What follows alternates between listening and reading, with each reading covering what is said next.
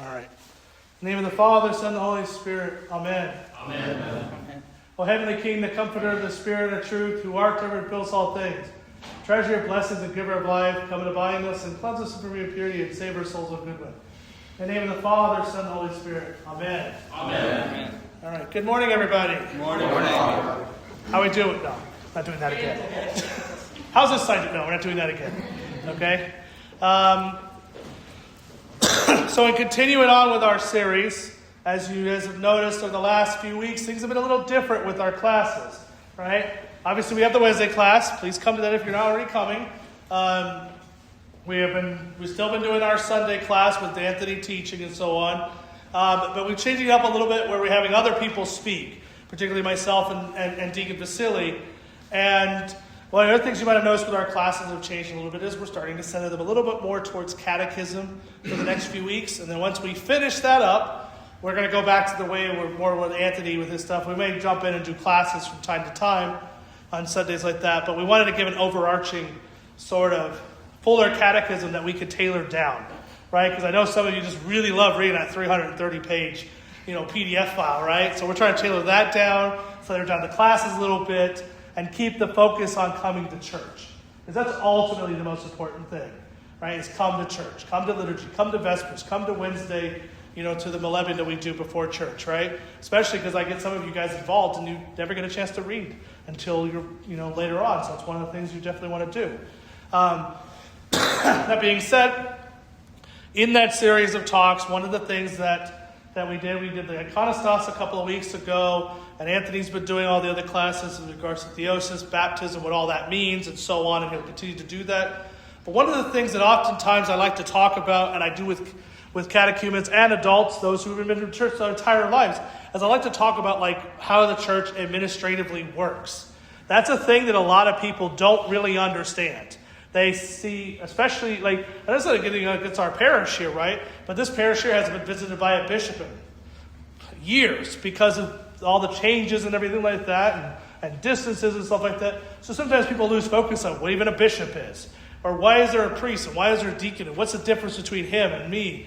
And so those are things we talk about in these classes, but in particular, I want to talk about that a little bit, but I also want to talk about the church's administrative side, and sort of give you guys an understanding of how that all works structurally speaking, in particular because, many of you come into this church and you go, what's the difference between you and St. Paul's in downtown? And I go, we have different bishops. We answer to different bishops. And you go, what do you mean you answer to bishops? How can you answer to a different bishop?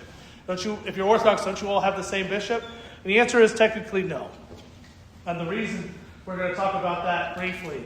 But first thing I want to talk about is to give the general overview, as I said, sort of like the mini version and the main talk in this sense is, you notice in the hierarchy of the church, there's a few things that I want to point out with regards to the hierarchy of the church. Now, before I do that, does anybody know what the hierarchy of the church actually is? And we're talking about the levels of clergy, not metropolitan and archbishops and titles. I'm talking about actual hierarchy of the church. Does anybody know? Anyone raise your hand? Don't all jump in at once. Chad. Doesn't it just go reader, subdeacon, deacon, priest, and then bishop? Yeah. So it goes reader, subdeacon, deacon, priest, bishop. That's absolutely correct. Right? That's all the various different orders of the clergy. They all represent different things within the church.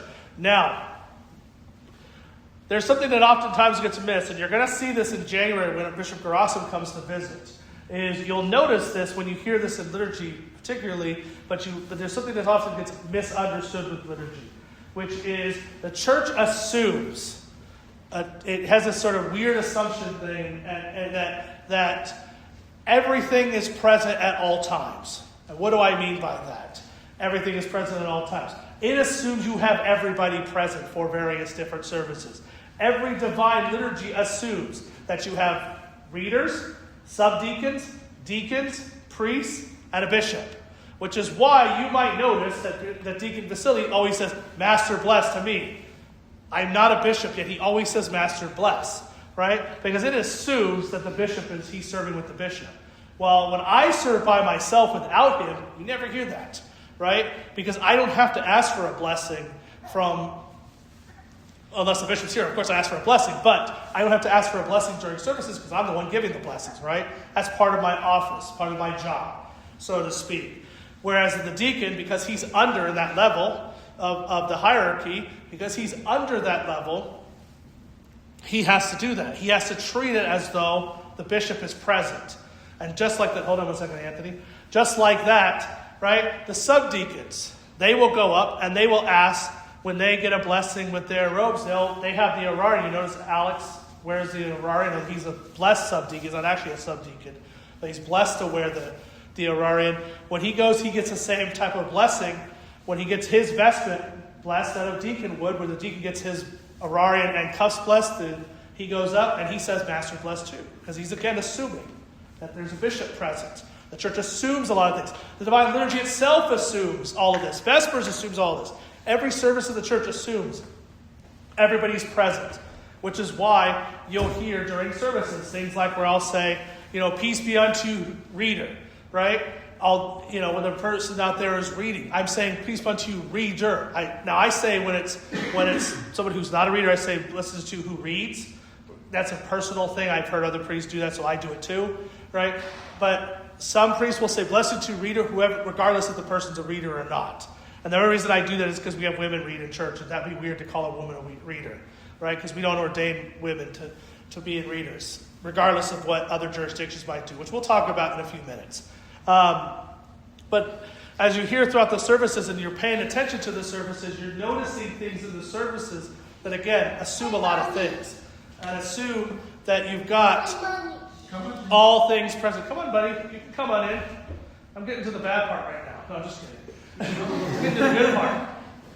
All right, now James is going to take over the class. And he's going to tell us all about, what was he telling you about earlier? Oh, why there was a different cross in church, because I just switch them out.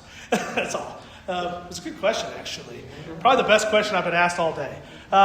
Anyway, I like kids' questions. Kids always ask me the best questions. I know I'm getting on a tangent, but I get the funniest questions. I love when Wyatt gives me questions. Because he'll ask me questions like, why is your cassock gray instead of black? I like black. Because I wore the gray one today. But I like the black one. Okay, thank you, Wyatt. You're awesome, kid. I love kids. They're great. Anyway, but back to what I was saying is, again, the church assumes all these things are present. Throughout the services, they assume all things are present. Okay? And when they assume all things are present in the services, that's why you hear things being done in that manner. Because the church assumes every single time you serve the Divine Liturgy, for example, you're serving hierarchical Divine Liturgy. Even though you're not serving the hierarchical Divine Liturgy. And the hierarchical Divine Liturgy is the liturgy that is with the bishop present. And all that kind of stuff. And as you guys are going to see in a couple of months' time, that's actually half done out here and half done in there. So the bishop gets vested out here, and there's a whole thing about it. That's going to be really cool for you all to see that, because you've never seen that. Some of you have never seen that before. But before I digress too much, because I want to get to the more meat of the other topic with regards to church jurisdiction and stuff like that. On the flip side of that, with the hierarchy of the services, that hierarchy is also practiced within the government side of the church, the legislation side of the church, if you will, the administrative side of the church. And in that, the church itself has various different roles for each different position as well outside of that too. A reader and a subdeacon are considered minor clergy orders. They're part of the clergy. That's why when you will hear, we should be ordaining we should be ordaining Ron and Tahir to readers when the bishop's here, God willing, that I don't call it a tonsure. Although you'll hear others say they're being tonsured. No, it's an ordination. In the prayer service, you'll hear it. It'll say this is the first step to the priesthood. Every priest who's ever been ordained a priest, every deacon, every bishop has been at one of those levels. So, he's over there. So, the reader and the subdeacon are orders in the church. They're minor orders in the church. They serve primarily just a liturgical function. That's really all they're really there for, is to serve a liturgical function. Whereas the deacon, the priest, and the bishop, their role expands out. It goes to a completely different level of things where there's a little bit more responsibility put on them. Liturgically speaking, the deacon now has mostly a liturgical role, But in this parish, Deacon Vasily is like my assistant priest. That's the way I like to see him as. He helps. He does a lot for this parish, right? He's not just there to just serve liturgy, kind of thing. He's there to do more. That's part of his role. Historically speaking, that was the case. It changed over the years. I think that should be a role that should be enacted more where the deacon has that role. But back to my point is that in those other orders, which are called the major clergy orders, the deacon, the priest, and the bishop, all of them have more set administrative outside of the liturgy roles, right? I am the rector of this parish, which means I am the one who is, as a priest, I am the one who's in charge of this parish and such like that. I've been assigned as, if you will, a delegate. I'm like the mayor of the town who got assigned by the governor, okay? And I serve at the pleasure of the governor.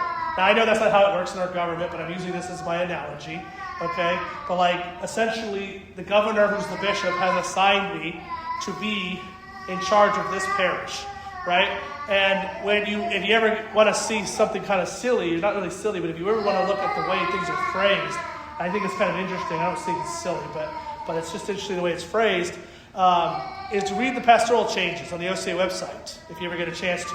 And you see how we phrase assignments and such like that. It's like this person has been made on top of their duties. You'll hear the word duties a lot, right? Because it's part of their role. They're being assigned in that manner, right? I was assigned here to take on the duties and the role of being the one who oversees this parish on behalf of the bishop, which we're going to talk about why is that the case in a minute. But I have that role. I fill that role for the bishop as like his delegate. On the altar, whenever you see this and stuff like that, especially like what I do on Holy Saturday where I serve liturgy out in the center, you'll notice on the Edimentium, which is that document and stuff like that, it says the bishop's name on it. Whoever the bishop was that consecrated that altar. You see that bishop. Now, ours is still Bishop Dimitri of blessed memory. But at some point, I'm assuming we'll get a new version because ours is getting a little worn. I'll edit that out. Kidding, that's not anything to worry about. But that's essentially saying, here, you have the permission to serve services here, right? You have been formally given this role, this offer to be here, to be in my stead, right? I serve essentially at his pleasure. I remember what I said. Everything's assumed the bishop's here. That's why the deacon, again, still says, Master bless, right? He says, Master bless, even though, because I'm serving as though the bishop is serving there, right? Now, I don't get all the fancy stuff and get to do two hands like I'm directing a choir when I bless people, but I'm standing in all that perspective of that, right? Now, one last thing I want to talk about before I get into the administrative stuff. I know Anthony has a question, so I want to let him ask his question. Before I get into that, one of the things is oftentimes I get asked the question of what really is, though, then the difference between a deacon, a bishop, and a priest, right? When it comes to the liturgical functions of the church. And the answer to that is not a lot. The only main difference between them when it comes to the liturgical function, I'm talking about like blessings, confessions, and so on. The biggest thing is I can give a blessing, I can do confessions, I can serve liturgy by myself. I don't need anyone present, just like the bishop doesn't need anyone present, right? The deacon can only serve liturgy by himself with a special blessing to do so, which he has to serve a type of typicon or readers pre-sanctified or something of that nature. The Antiochians have an actual version of this that I would actually kind of find interesting, the way they do it. It's like an expanded version of the typicon with the pre-sanctified liturgy. It's quite interesting for liturgic nerds like me. But really the only thing a deacon cannot do is do absolution prayers and give blessings. And that's it. Outside of that, he can do everything. You notice he goes to the altar, he goes around the altar, he goes to the royal doors, he does all of that type of stuff. Right? He's essentially, in many ways, filling the role that historically priests were first filling that role back in the early church when the bishop was the rector of the parish. When there wasn't, a bishop over an entire diocese of like 30 churches in an area, kind of a thing, which we're going to talk about again in a few minutes as well. But as the church grows and roles expand and such like that, they change. The deacon at one particular point had no other role other than to be a policeman in the church. He quite literally would tell people to be quiet. Okay? That's why one of the reasons that you notice in liturgy, when he goes, and to the ages of ages, he's telling everybody, all right, church is starting, the bishop's in the altar, you better be quiet. Because as you'll notice when the bishop's here, again, everything assumes that the bishop's present at all times. when the bishop's here, that's when he comes into the altar. It's right after the gospel is brought in. He comes in the altar with the gospel. He's been vested. He stands out here, looks all pious and royal, and it's a beautiful thing to witness, right? To see, right? And he's present there, and then we all go in together as we're singing the entrance, prayers and stuff like that. The prayers that are, I'm talking about the great entrance prayer that you hear, that come, let us worship and fall down before Christ. That prayer that we sing, right? As we enter into the altar together, right? The deacon comes out to make everybody remember, hey, okay, guys, he's in there. Stop talking, okay? Let's focus on what's more important now. We're ready to really get going on everything. Also, another thing is that it's not done practice anymore. I'll say the last thing about his job and stuff like that is back during the early church, and as the church expanded into, throughout Constantinople and throughout the East and such like that, one of his jobs was to tell, the men and women intermingle, because it used to be a time when men would be on one side and women would be on the other side. And he would basically, if he saw them trying to mingle with each other, he'd go in there and pull them over and stuff like that, which, and actually during the kiss of peace that's done during the creed, he would come out and, make sure people were essentially focusing on the creed and such like that. So he was a policeman in a lot of ways, a guard, sort of a security guard and stuff like that, in his liturgical role. Now, it evolved into what it is now, but I like to talk about that as a little tangent in the sense of just making it, understood that every role in the church has a reason to it. On top of that, and this is the last thing I will say on that, and then we'll talk about the other thing after Anthony gets a chance to ask this question, which I know he's itching to ask me, is a question also gets asked is, when do they get ordained then? How do you ordain them? Right? Because I talked about a reader ordination. Reader ordination and a subdeacon ordination happen before liturgy. The ordination for a deacon, a priest, and a bishop happens during the liturgy itself at different points in the liturgy when it assumes you need one for something. So a bishop gets ordained at the great entrance. The little entrance, not the great entrance. The little entrance, he gets ordained. Why? Because that's when the bishop would come into church. And that's when you would need the bishop to start the service official. Even though we've already been in the service at this point, it's presumed that. So when a bishop is made a bishop, that's when he's made a bishop at. When a bishop is made a bishop, he's still a priest at the time, because remember the level's up, right?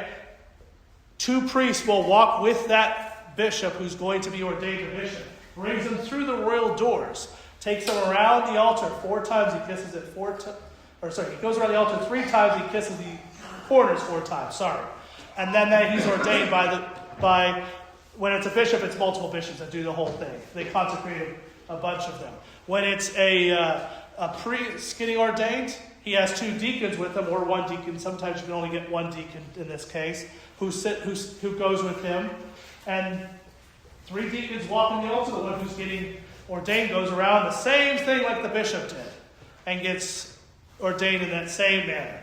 Now, when a deacon's getting ordained, it's 2 subdeacons with the subdeacon who's going through, although this time the subdeacons don't go on the altar with the subdeacon.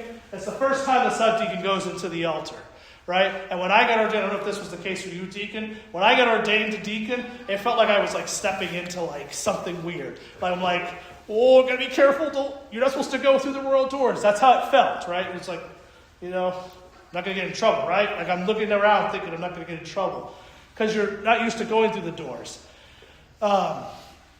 The subdeacon and the reader get ordained out here. The reader remember I mentioned how it's assumed as an order of the priesthood. In the Slavic tradition, they actually put a little mini Phalonian on him that looks like the Russian style Phalonian, right? Or you'll see the Greek styles on it. I think they call it chapel at one time. Yeah. They put that on and stuff like that to remember, again, it's the first order of the priesthood. It's towards the priesthood.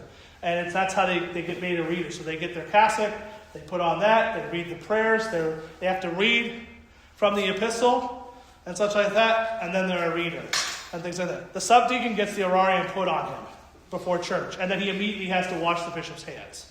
Okay? And so he has to do stuff. Remember, everything's done with the assumption you're going to do something. A priest gets ordained at the great entrance because he's supposed to be present to help offer the sacrifice, which is something I didn't talk about, but I'm going to talk about in a second. And then the deacon gets ordained right before the Lord's Prayer, Because what do deacons do the most? They do litanies. They do, peace, let us pray to the Lord. And so he's needed for a litany. So that's why he's ordained at that moment in time. And things like that. And when he's ordained, you hear a bunch of oxios, oxios, oxios, and the choir sings oxios. And anybody know what oxios means? Worthy. He's worthy. He's worthy.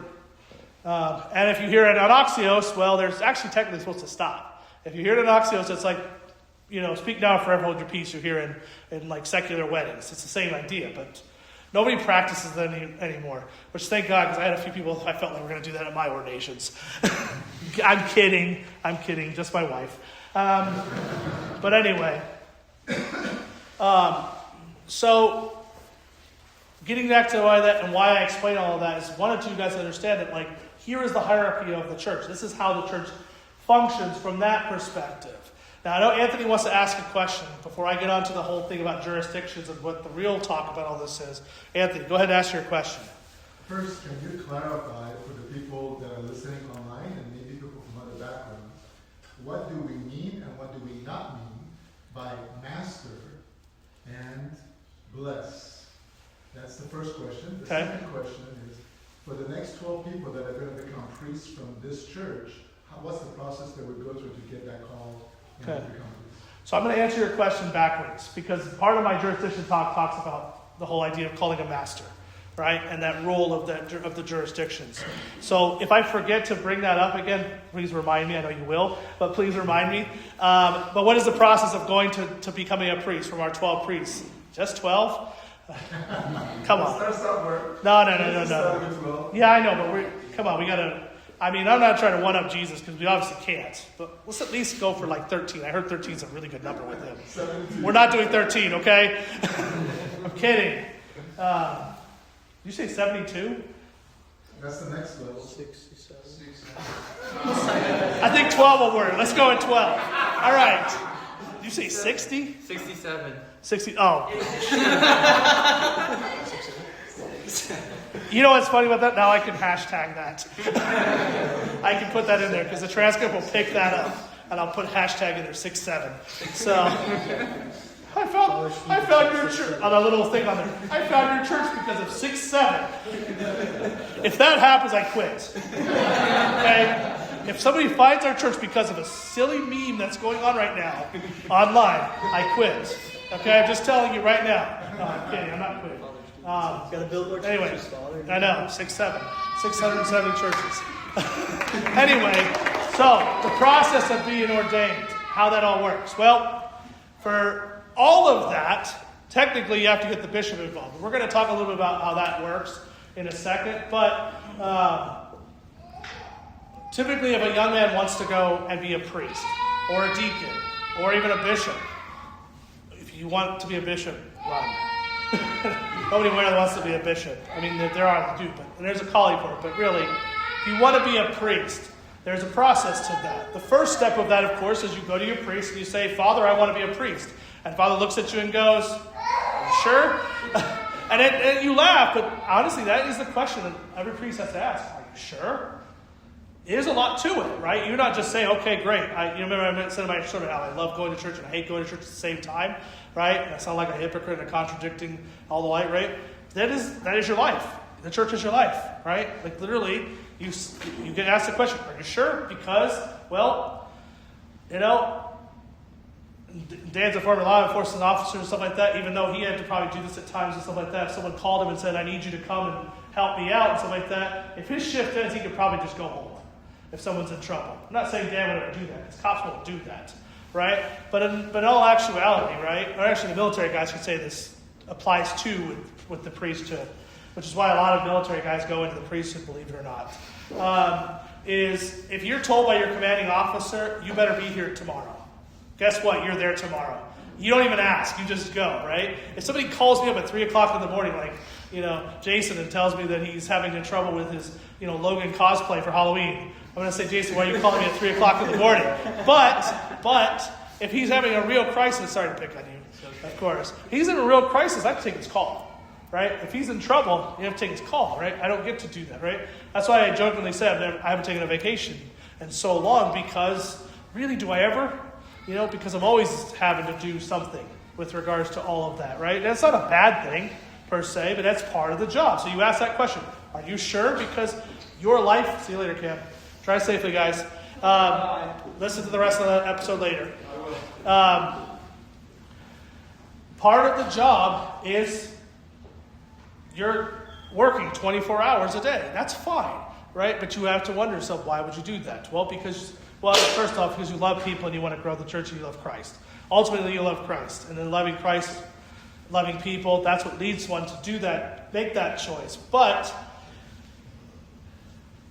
that is a real question that has to be asked. The second question is, obviously, the priest will ask is, can you afford to go down that road? Now, that's something that we talk about a lot, is how do we pay for priests to go to seminary and take on that burden? Because there's a financial burden to it too, right? You're going to school for so many years, and then you may go to a parish that won't help you pay that off. I'm not saying that's always the case, but it definitely is a risk, right? That you're going to go somewhere and you don't know what's going to happen and stuff like that. So you have to make that choice too. At least with the military, right? You're getting a paycheck. I don't know right now with the government shutdown, but that's like the priesthood all the time.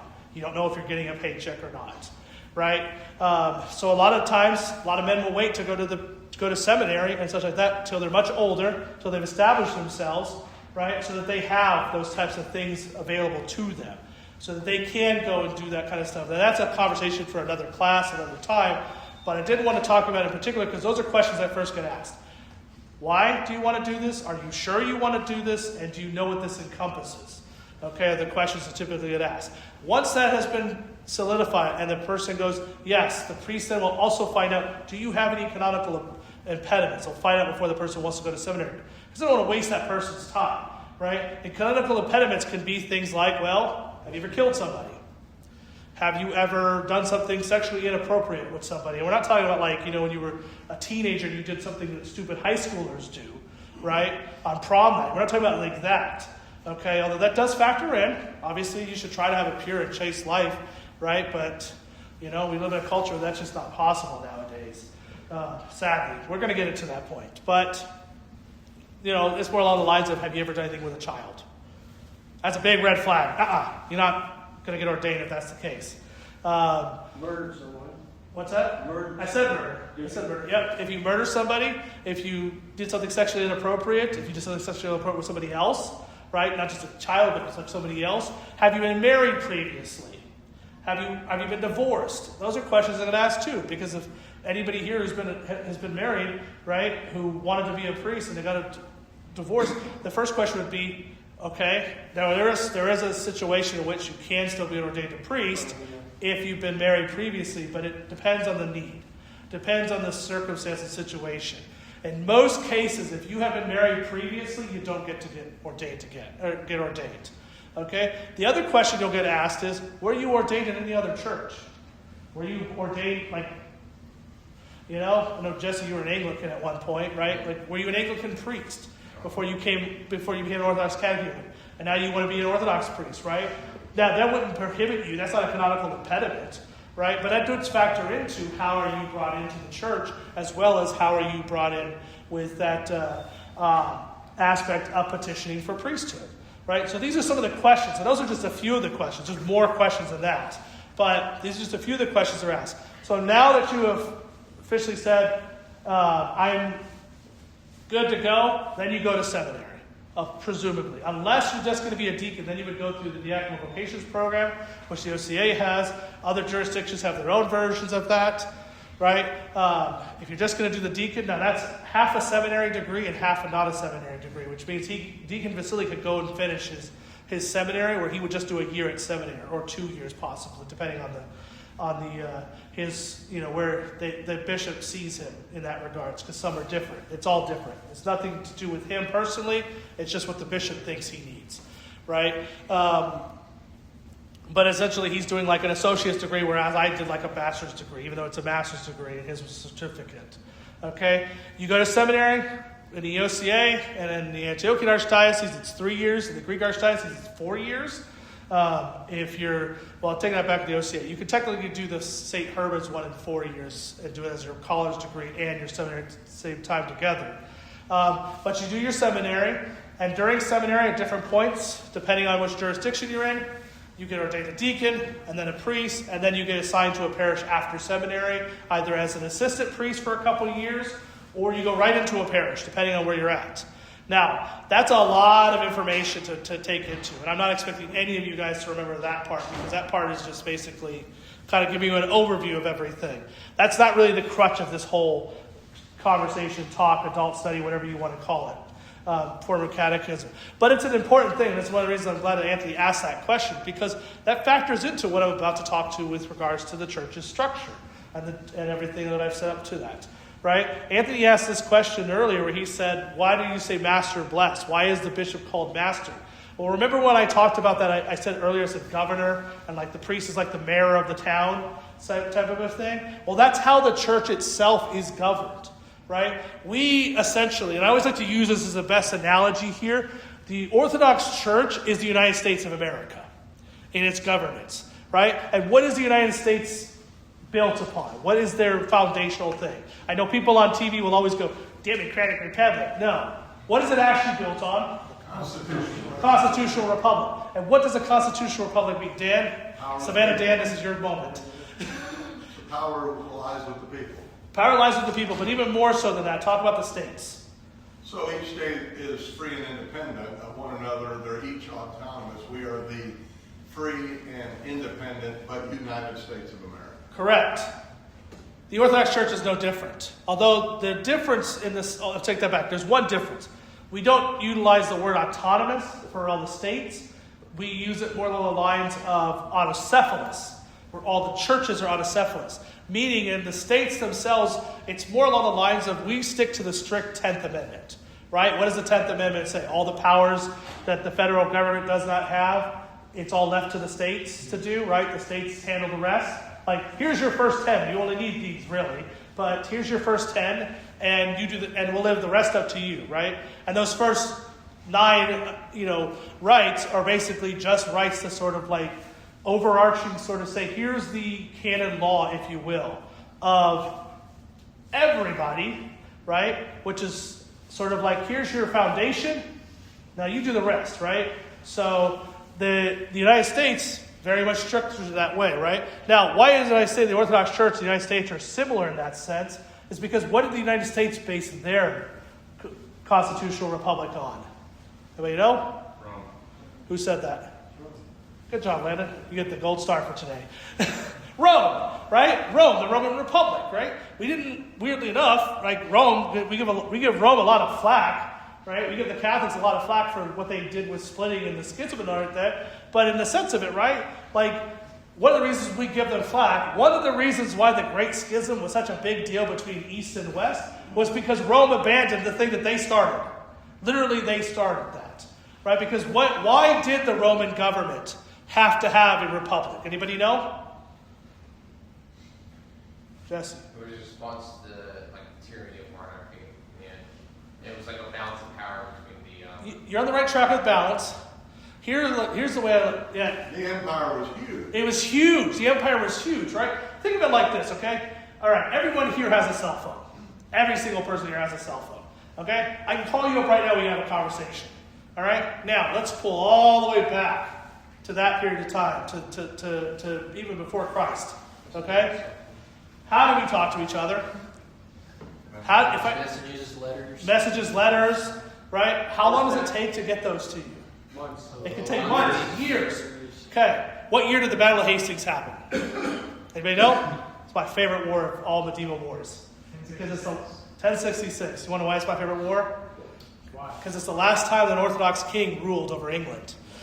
So I always find that interesting, right?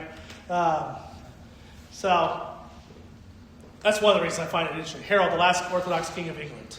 1066. What year did the Great Schism happen? 1054. Guess what England found out in 1066 after they got taken over by the French?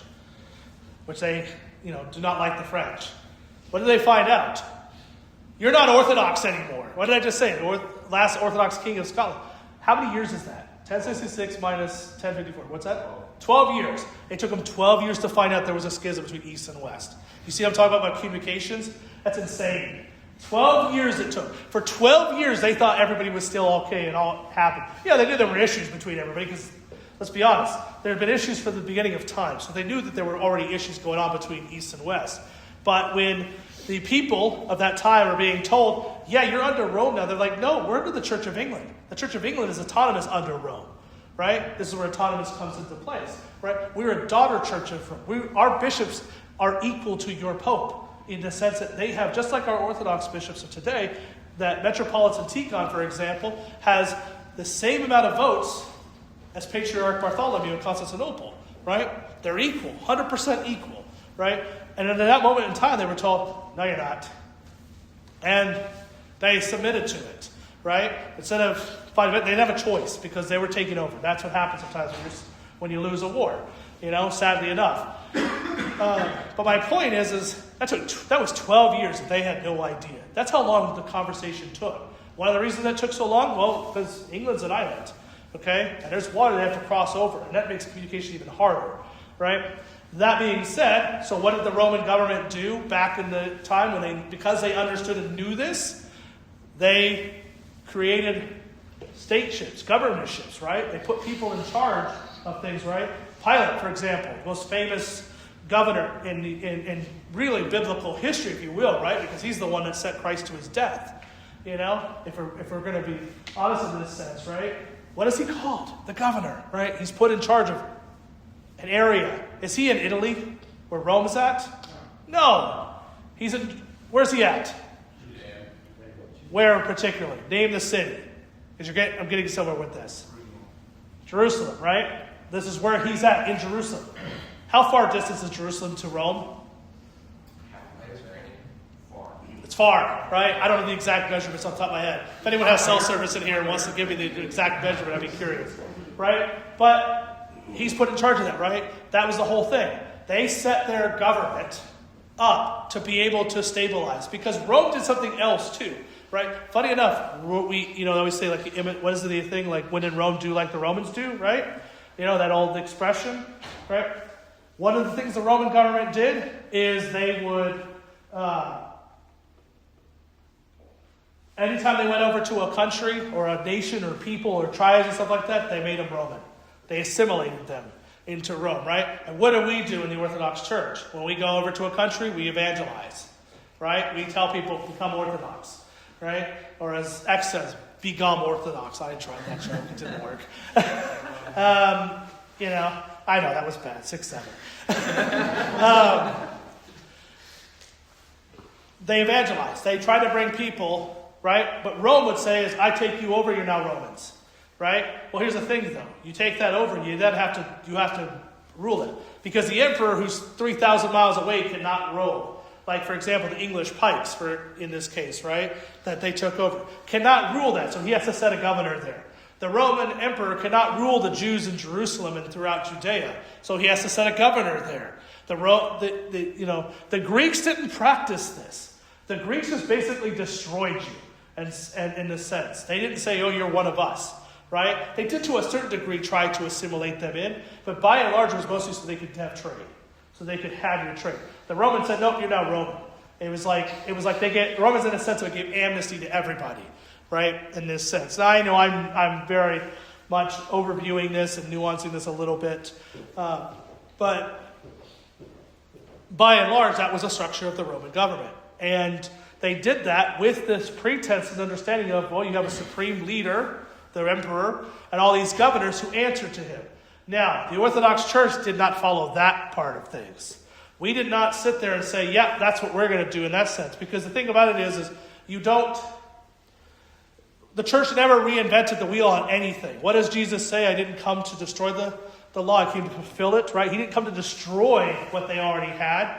He came to Christianize, bring it back into a godly state. Bring it to the kingdom of God. Bring it to heaven in this sense, right? But he took what they had and he built upon it, right? Because guess what? He's the one that built it to begin with, right? As a creator, he set all the rules. Now he's showing you where the rules are at. But I digress in this sense of the church itself followed the exact same type of understanding, right? We didn't take the synagogue and say, no more synagogues.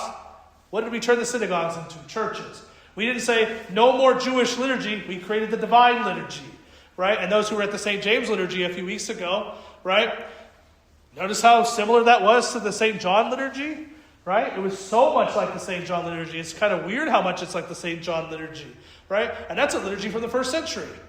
You know, that's not like they just said, okay, now we're going to start from scratch, right? You know, many of you who came from Protestant backgrounds, how often did you go to Protestant churches where they started from scratch, right? And they tried to pull back. We didn't have to do that because we already had that in place. We had the foundation in place, so we built upon it, right?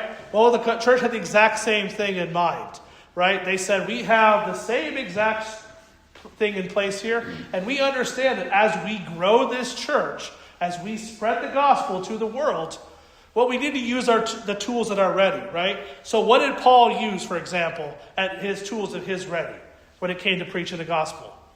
Anybody? Torah. What's that? Said the Torah.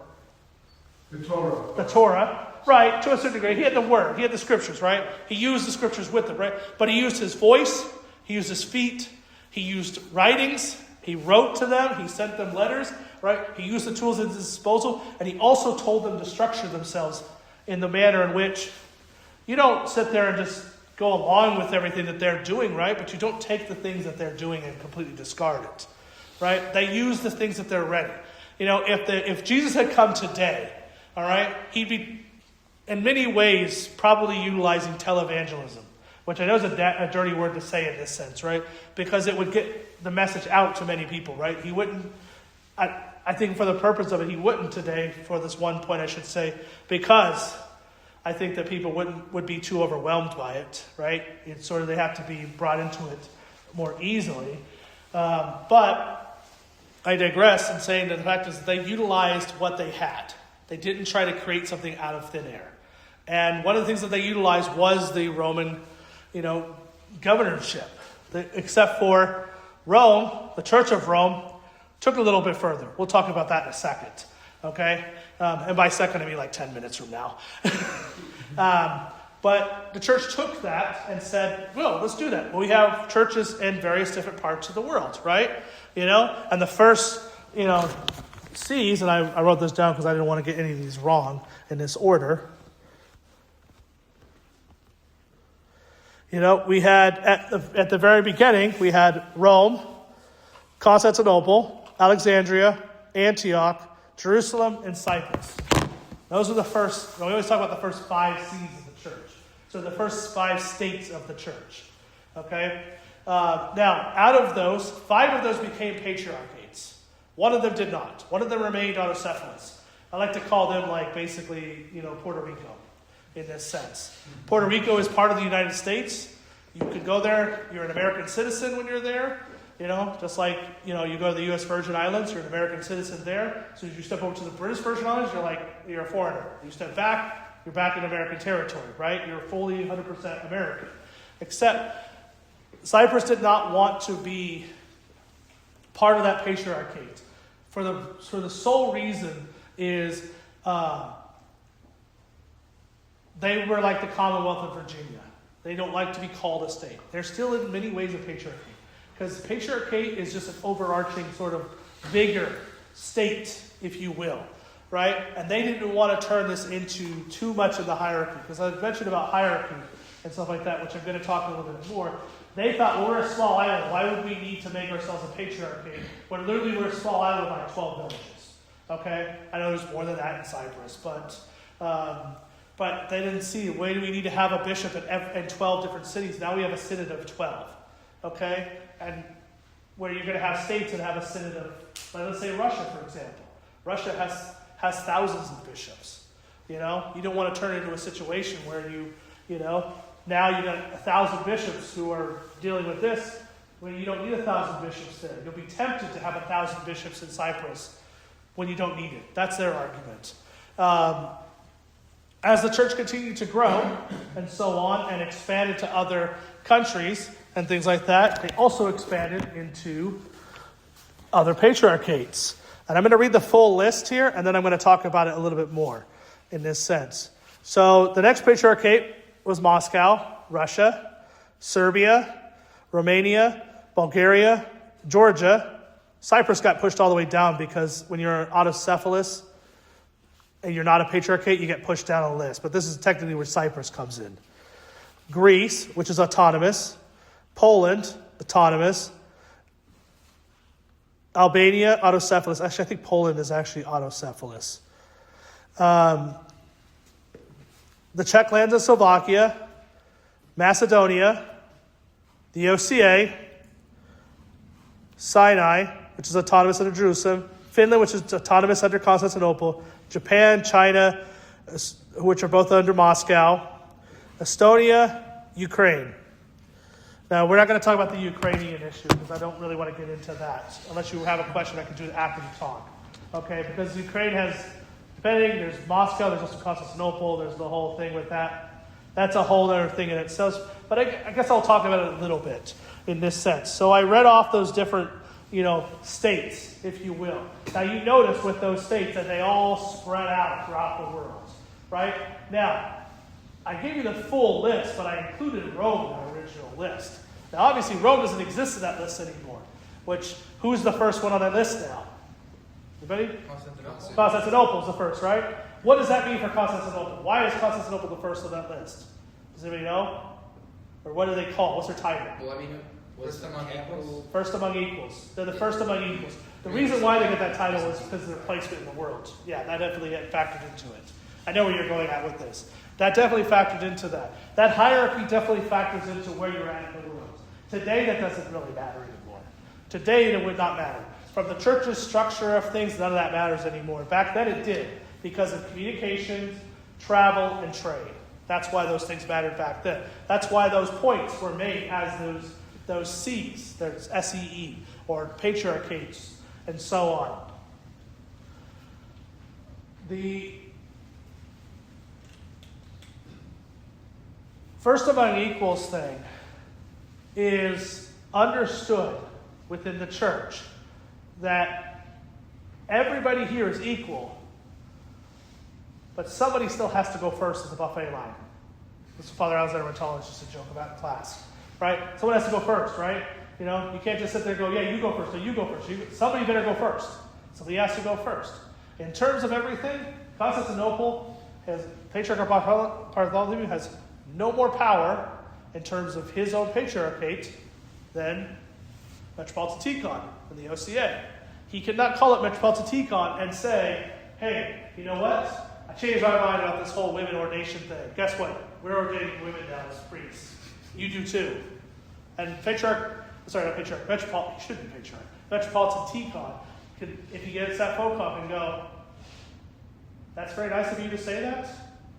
Have a nice day. Hang up right up on him. Okay? I guarantee you he'd hang up on him. On that one. Okay? He's a very quiet and solid man, so he'd do it a lot nicer than I would, but anyway, right? You can't tell him what to do because our government is set up to where the states don't get to tell each other what to do, right? They all play by the same sort of overarching rule, but the one thing, and this is where I want to get at with all of this, the one thing is that one of the biggest reasons for the schism with East and West was that Rome took the first among equals as, I'm not the first among equals, I'm the first above equals. And they're not even equals. It's the whole thing with animal, remember the book Animal Farm by Orwell, right? Some animals are more equal than others, and eventually turns into no animals are equal, just the supreme lord type of a thing. That's what they ended up doing, right? They took monarchy to the thing that they were trying to prevent. The church was trying to prevent that because the church understood back then in the first century, that's not going to work. Back then in the second century, it's not going to work. Back then in the third century, Constantinople became basically the center, and the Byzantine Empire became the center. Understood that. The fourth century understood that. It wasn't like they sat there and said, we'll make this up from, they said, this is not going to work because we know how big the world is, right? Just think about how long it takes any of you to get to church, right? Some of you it takes a couple hours. Some of you it takes 10 minutes. Some of you it takes 30 minutes. Some of you, don't try walking that. This town's a lot bigger than people realize, and stuff like that. Everything, the whole world is that way, right? And we look at the universe. You look at this distance of space, you see pictures of that one, I think the Voyager picture shows the last picture of Earth or something like that. It's like the size of a pixel on your computer. It's ridiculous how big things are, right? The church understood this from the very beginning. They absolutely 100% understood this from the very beginning. And so when you had someone like Rome coming in and saying, well, we don't care because now we're going to tell you what to do. And we're going to tell you that we're above you. And essentially, it's almost like a shadow government was formed in this sense, right? It'd be like the equivalent, I like to tell it in the sense of saying, without getting into politics or something like that, it'd be like the governor of California, which we all know is the most cherished person on the planet. I'm joking, okay? For the people in California that might listen to this, I'm sorry, please run. But I'm not getting into politics, I'm just saying, right? It'd be like the equivalent of that governor saying to Georgia, all of us here, you're now under us. I get to tell you what to do. Good luck with that, okay? I guarantee you, if Newsom called up, Brian Kemp, I think Brian Kemp's the governor, said, guess what? You're going to pass all these laws because I said you will. Brian Kemp's also going to hang up the phone on him, right? Because you can't do that. But Rome was starting to do that. The Church of Rome was saying, no, we don't want this anymore. We don't want this. Because we're the first, that means we're also the one in charge. Because the other thing about it is, too, and I like to also compare this with the United States government,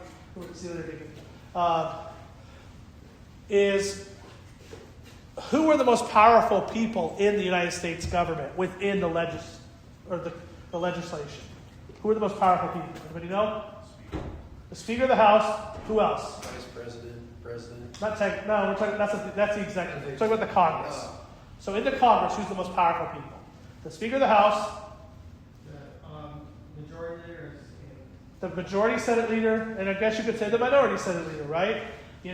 What do? They rally the troops, right? They get the entirety of the other senators and House of Representative members in their own. And you also have the House minority leader and the House majority leader, right? And the Speaker of the House is sort of the overseer of that. But in reality, really, the House Speaker is nothing in comparison. He is the leader of the House, but really, he's no different than any of them, right? Because Mike Johnson's, right, the current Speaker of the House, right? Does Mike Johnson get more votes than anybody else? Does the House Majority Leader get more votes than anybody else? Does the House Senate Leader get more votes? Does the House Minority Leader or Senate Minority Leader? No. They don't get the same amount of votes. That's how the church was structured. Except for this now it would be, Rome is saying the House Majority Leader gets all the votes, or gets more votes. Or essentially, it's like the Vice President can come in and change a tiebreaker, right? He can come in and vote against a tiebreaker. If there's a 50-50 situation, he can come in and vote, right? It's like that, only it's the Senate Majority Leader would come in and say, I get to change the tiebreaker. What does that do if the Senate Majority Leader gets to change the tiebreaker? What does that give him? More votes. Gives him 2 votes. And Rome said, that's who we are now. We get the move because we're the first among equals. We're the one that the church looks at and says, here, look, we are the start. We're the hierarchy. We're the first among all of this. Therefore, we should have that say, right? Because of various different reasons. One of them was the fact that who did Christ give the keys to first? Peter, right? But what often gets, left out in all of that is Peter is the apostle to the Jews. Who is the apostle to the Gentiles? Paul, right? Hey, look at this. We got bishops now, and now we got bishops that are basically, first among equals and equals among equals, right? So you see how the church was always structured in that way? It was always leading in that way. And then they got into their head that, hey, you know what? We want to be more in charge. Now, there's a reason for that. There's actually a reason for that happened historically. The reason for that is obviously shifts were happening in the government and the society throughout the world, right? Rome, as an empire, split. And does anybody know what the 2 names of those empires were called? East and West Rome. East and West Rome, but what were their more proper titles? One second, I don't want to say. The Roman and the Byzantine Empire. Close. There's Byzantine Empire and Like the Holy Roman Empire and the Byzantine Empire, right? They split. Now they actually split twice within their own. So there was actually 4 empires together. They split into 2 things, but I don't want to get into all of that. But in that shift of split, well, things were changing because essentially the West became the West and was going one way, and the East was going another way. And the four patriarchates, with Cyprus hanging out with basically Greece, right? Anybody in Greece, because every church was under, any church that was in an area of territory was under that church, right? The East went their way. East was dealing with their stuff. There were things like wars happening at the time, like the Muslim invasions of throughout the world, right? And there was also a change in governance in some of those countries, right? The West didn't have the problems that the East was having when it came to the wars. The West had their own problems, but it was tribes against tribes. In many ways, it was Christians against Christians or Christians against pagans, right? It wasn't like one giant enemy against a bunch of enemies, where that was the issue in the East, right? Who did the East have to fight? The Muslims. That's how they largely fought with the Muslims. Yeah, they fought other people from time to time, but mostly they fought the Muslims, right? In that, they had to maintain what they already had, whereas the West started to shift and deal with things because something else that was brewing was monarchies. Monarchies were starting to happen. And in that, well, what do you do? What did I say earlier? What do? We imitate things. We imitate what we know and what we see. And even though we may know this and stuff gets written down, but back then, not everybody knew every single bit of history. They only took what they had. And so Rome started imitating what it was doing, because I'm not saying that the Roman popes were not knowledgeable men. They obviously were, right? But they were going with the waves of the tide and seeing, hey, you know what? West is forming into monarchy. We should be a monarchy too. That's one of the reasons why the Roman Church had a military, which is why they saw the Pope like a king, because other kings were forming, right? And why were other kings forming? Did anybody know the reason why? Why did the West go with the kings and monarchies? Anybody know? Control over them. The Pope usually had authority to crown kings. No, this goes all the way actually to the Vikings, because they had tribes. Tribes are ran as monarchies. Tribes are not ran as republics. And so they saw something that they could imitate, and that's what they imitated. Yeah, well, especially the Germanic tribes. Right. Yeah, okay. Germanic tribes, Norwegian tribes, Russian tribes, all of that. Now, the Russian tribes eventually just became Orthodox. So but what did they eventually try to do? They tried to imitate the West. Russia tried to be like the West in Petersburg, right? That's why in some Russian churches you'll see iconography. It looks very Western. But that's a whole other conversation in itself. My point is, the church imitated there. Rome became Rome because it started imitating where it was at. Whereas the East didn't do that. The East maintained that republic style of governance. To this day, still maintains that republic style of governance, to a certain degree. Okay? There still was a place for a centralized first among equals. There even was a place for a pope. Right? There was even a place to where Rome could say they were the House majority leader, the Senate majority leader, with the second vote when it came to, building upon what was best for the church. But that was lost when the Great Schism happened. That all basically fell away. East went their way, West went their way. We're in the mess we're in today in some aspects because of that. I don't try to digress too much on that. But by and large, the church's structure changed from that, and Rome went its own way in that regard. Whereas East, still to this day, maintains that same sort of structure where every church is autocephalous or autonomous, and it's its own state. In other words, it's the United States the way the United States is supposed to be, right? Where California doesn't tell Georgia what to do, right? Where Nevada doesn't tell Georgia what to do, or New York tell Georgia what to do, or even Florida, its closest neighbor, tell them what to do. Right? It's just we have a centralized foundation that we follow, and we're all in one gigantic communion with one another. The United States is that way too, right? You don't have to get a driver's license to go drive in Florida, do you? Does anybody here have to get a driver's license to drive? No, right? Your driver's license is good here. It's good there too, right? It's like your baptismal certificate. It's good here. It's good in any Orthodox church, right? So, then this leads to the last point of this, and then I'll leave it open for questions and such like that. So, and I appreciate you guys staying with me and all this. I know it's a lot of information. How does that explain America then? How do we understand Orthodoxy in America in this perspective? So I told you how the governments of the church are supposed to work, right? But what does that impact? How does that impact America? Well, America's a weird sort of situation because, again, going back to America, America is the first country on the planet that is not founded on ethnicity, but founded on ideas. In this sense, am I right on that so far, Dan? On that part? Okay. You're the historian on that one.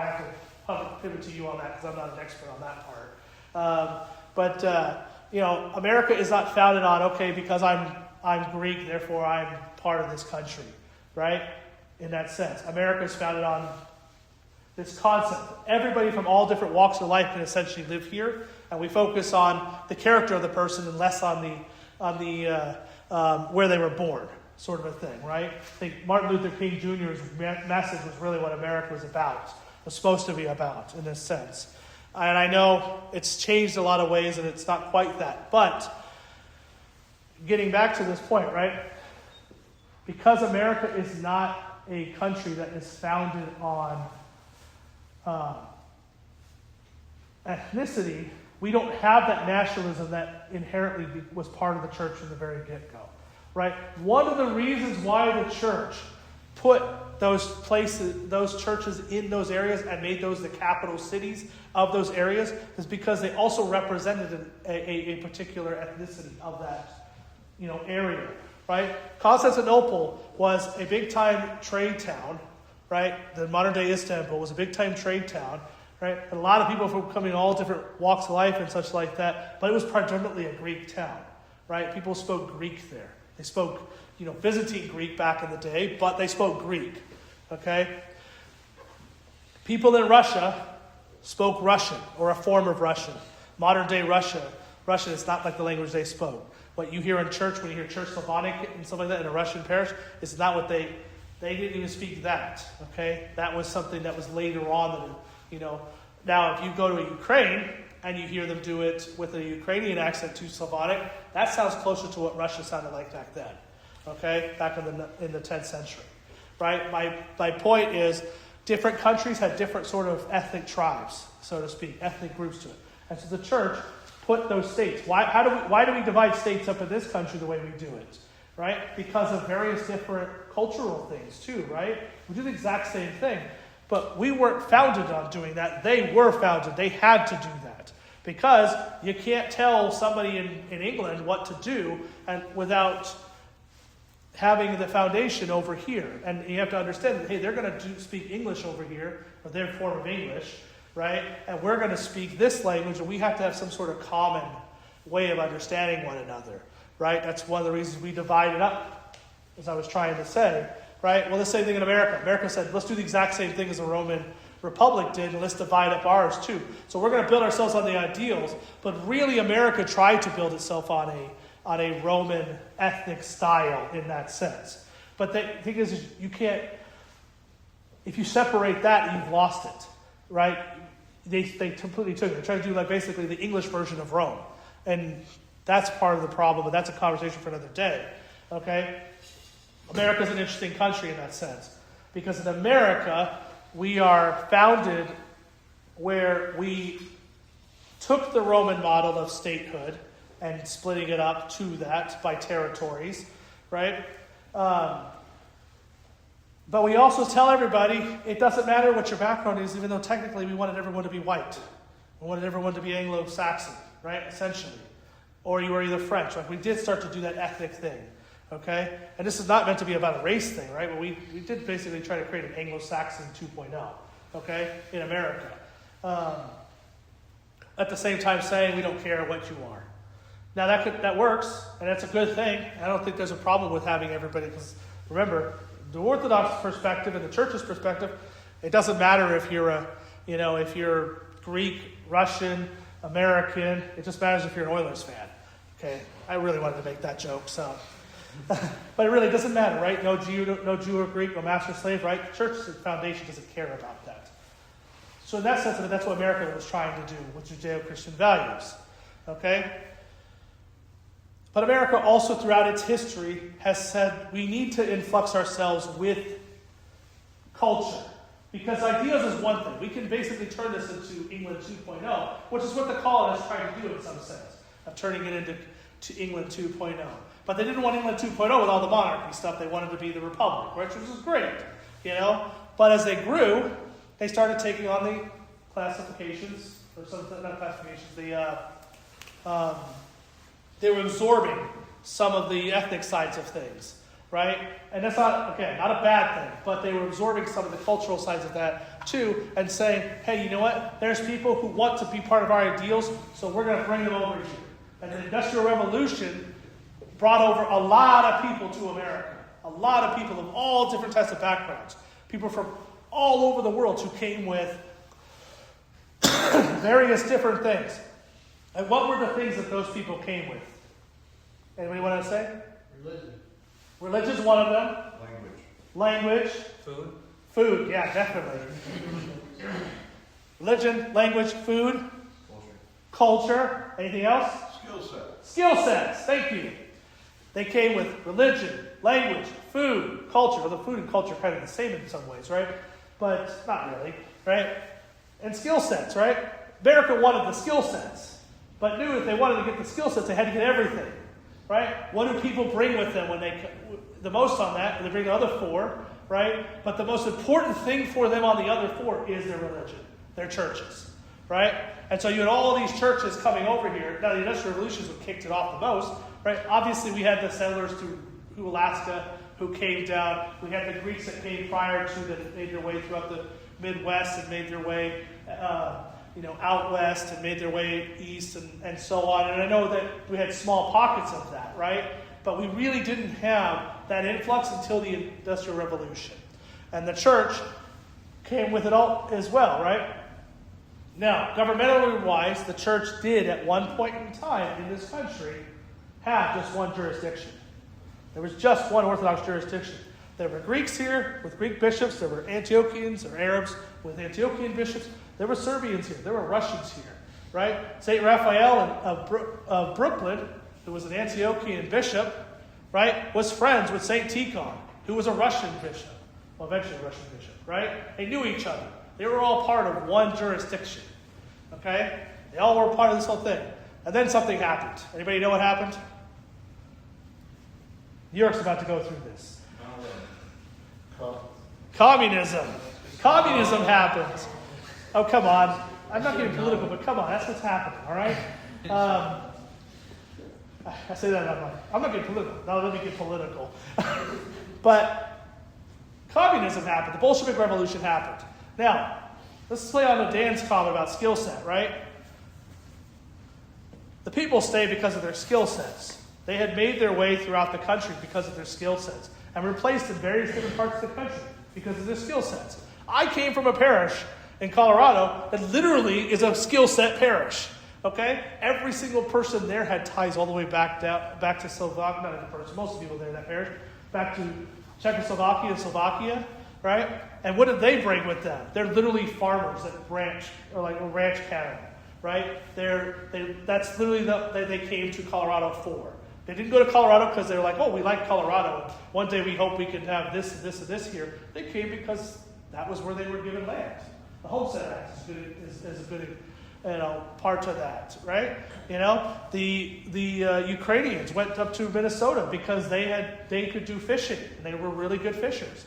Pennsylvania, they like to say Pennsylvania is a little Orthodox hub because it's all steel workers from Russia, right? Alaska has a big Orthodox community up there, right? Because they're all, the Inuits converted, right? But they're all fishermen, right? Now, they weren't the skill set brought in. They were actually already there and converted, right? But various different ethnic groups traveled throughout the country based on their skill sets, right? Now, when the Bolshevik Revolution happened, what happened to all the Russians in America? Not all of them, but a good chunk of them left. Particularly the bishops and the priests left. Because, one, they had to go save the church in Russia. Okay? Then what else also happened at the exact same time as the Bolshevik Revolution was going on? Well, a little bit afterwards. World War I happens. And then we've got other people leaving for stuff like that. And who was the big bad enemy in World War I? It's not just the Germans. Who's the other big bad enemy? Germany. What? The Ottomans. The Ottomans. Japan's World War II. Right? The Ottomans, right? And who do the Ottomans or who really doesn't like the Ottomans? Greeks. The Greeks don't like the Ottomans. Literally, they have a whole Independence Day just about that. Ohi Day, okay? Which is also Annunciation. So if you ever don't come to church on Annunciation, you have to tell me that's the reason why. You're celebrating Independence Day. I'll tell you should have been in church, but I'll understand. But anyway, please, you got to come to church on Annunciation. But they have a whole day, right? That's their big day. You know, they don't like them. Why? Because they were under their control for how many years? Anybody know? 400? A little more than that. 500? 600? 1453 to basically the late 1800s. I don't remember the exact day that they I think it was declared like independence. 1841 or something. Something like that. Something So, like so a little less than, like roughly around 400. Did you say 400, Dakota? No, I didn't. Oh, Chad did. Okay, I thought you said it. So like 400 years. You were close. It's closer to 500 years, give or take, I think is the exact amount. But you were right with the 400. They were under their control. They didn't like that they were under that control. Stuff like that. So you got that going on. They're trying to save the church. They're trying to do all these things. Well, what's that happen to America? Remember I told you we did have one jurisdiction at one point? It was called the Federation. So for the Star Trek nerds, we did have a federation in the church at one point. Okay? What happened to the church? Well, it got stripped of its people. There were no longer bishops and priests that were here building churches. The church went through a big flux of building lots of churches for a while, and then stopped building churches until the 1950s. And then they went to another big, huge flux of building churches. And on top of that, weirdly enough, in a good way, right, in the sense of it, right, one of the key figures in Orthodox American history, Father Alexander Schmemann, who literally came to America because of the stuff going on in Russia. Right? Went through France and made his way to America. Built the seminaries. And, you have Father Stephen here today because of that. And other priests throughout the country. And even some of the world, right? The current patriarch of Alexandria, I think the current patriarch, it's the St. Vlad's Grand. Right? So, there's a lot of good there, in that sense. Now, when all that stuff is going on, it stripped the church of a lot of its necessary things. Well, people, what do? When people lose some foundational things, right? What do they immediately do? Stray away. They just stray away. But they also do something else. Look for something to fill that. Kind of in this sense. Okay, let me say this like this, okay? And if nobody wants to answer this question, I would totally understand. Okay? Does anybody have anybody in their family they are estranged from? Raise your hand if you are or not. Estranged. You will not talk to those people, no matter what. Okay? So you do. Okay. Now, is it on your wife's side? I'm going to pick on you, Dakota. Can I ask you some questions? So is it on your wife's side or No. your side? Mine. Your side. Okay, great. Not great, but you want to tell me who it is? Like a brother or a sister or somebody? You don't have to give me all the details. Grandfather. Grandfather, perfect. Okay? Again, please forgive me for asking a personal question in a sense and things like that, and I appreciate you giving it. So your grandfather, right? So when you're estranged from your grandfather, is he still alive? Yes. Okay, so you don't talk to your grandfather at all. In many sense of the words, and again, understanding it from this perspective, your grandfather in a sense of it is out of your life entirely, right? Whatever happens between you and your grandfather, which I pray that you guys will reconcile and forgive one another, but if that doesn't happen, I can't do anything about it, but I can't ask you to forgive, right? But in all of that situation with your grandfather, it's like he's in a sense is dead to you, right? That there's a lack of him there. Who do you retreat to when you can't talk to your grandfather? Were you close to your grandfather before things got estranged? Well, the individual that is a biological grandfather, that's the person I do not speak to. Okay, let's. I did have a grandfather. Okay, so let's play to our hypothetical here, okay? And let's just keep it this, because we're going to change this story up a little bit to get to the point. Because I don't want you to get into your own personal life for the sake of this, right? I mean, but we're going to say that your grandfather that you're estranged from, okay? They used to have a really close relationship with him, And now you don't have that relationship with him anymore. So who did you retreat to? Who would you retreat to in that case? Your wife, right? Right. So you know, in the sense of it, you retreat to your wife. My point I'm trying to get to with all of this is, what did the churches do? What did they do? What did the people in the churches do? When they were estranged, not in a negative sense like yours was, or the negative sense of, it wasn't like their bishops abandoned them. They didn't have a choice. They were called to go save the church, and the people there said, do what you got to do, right? Not in those words exactly, but they said, do what you got to do, right? Save the church. We can't have a church without bishops, so go, do what you got to do in those countries, right? Of course, they didn't realize they were going to kill them anyway. They thought maybe they could go there and do something to save it, right? But what did they do? They retreated to their own hubs, to their own, if you will, ghetto hubs, if you will, okay? And they created what is known, the term is known as diaspora, right? They created these diasporas, these little pockets of their ethnic groups and the ethnic clubs, and so to speak. And they sort of formulated into this. And then, after things stabilized overseas, instead of coming back together and going, okay, time to do that, right? Like, you get used to the idea of being estranged to somebody that you kind of don't really want them anymore. If they do reconcile with you, it's hard to reconcile with somebody, but it wasn't like this in the church in this sense. It was more along the lines of, they got really used to their own little thing, right? That they embraced it. They embraced being Greek. They embraced being Russian. They embraced being Arab. They embraced being Serbian. They embraced being Romanian, right? Just like how many people, and part of the reason they did that was because imitation is key.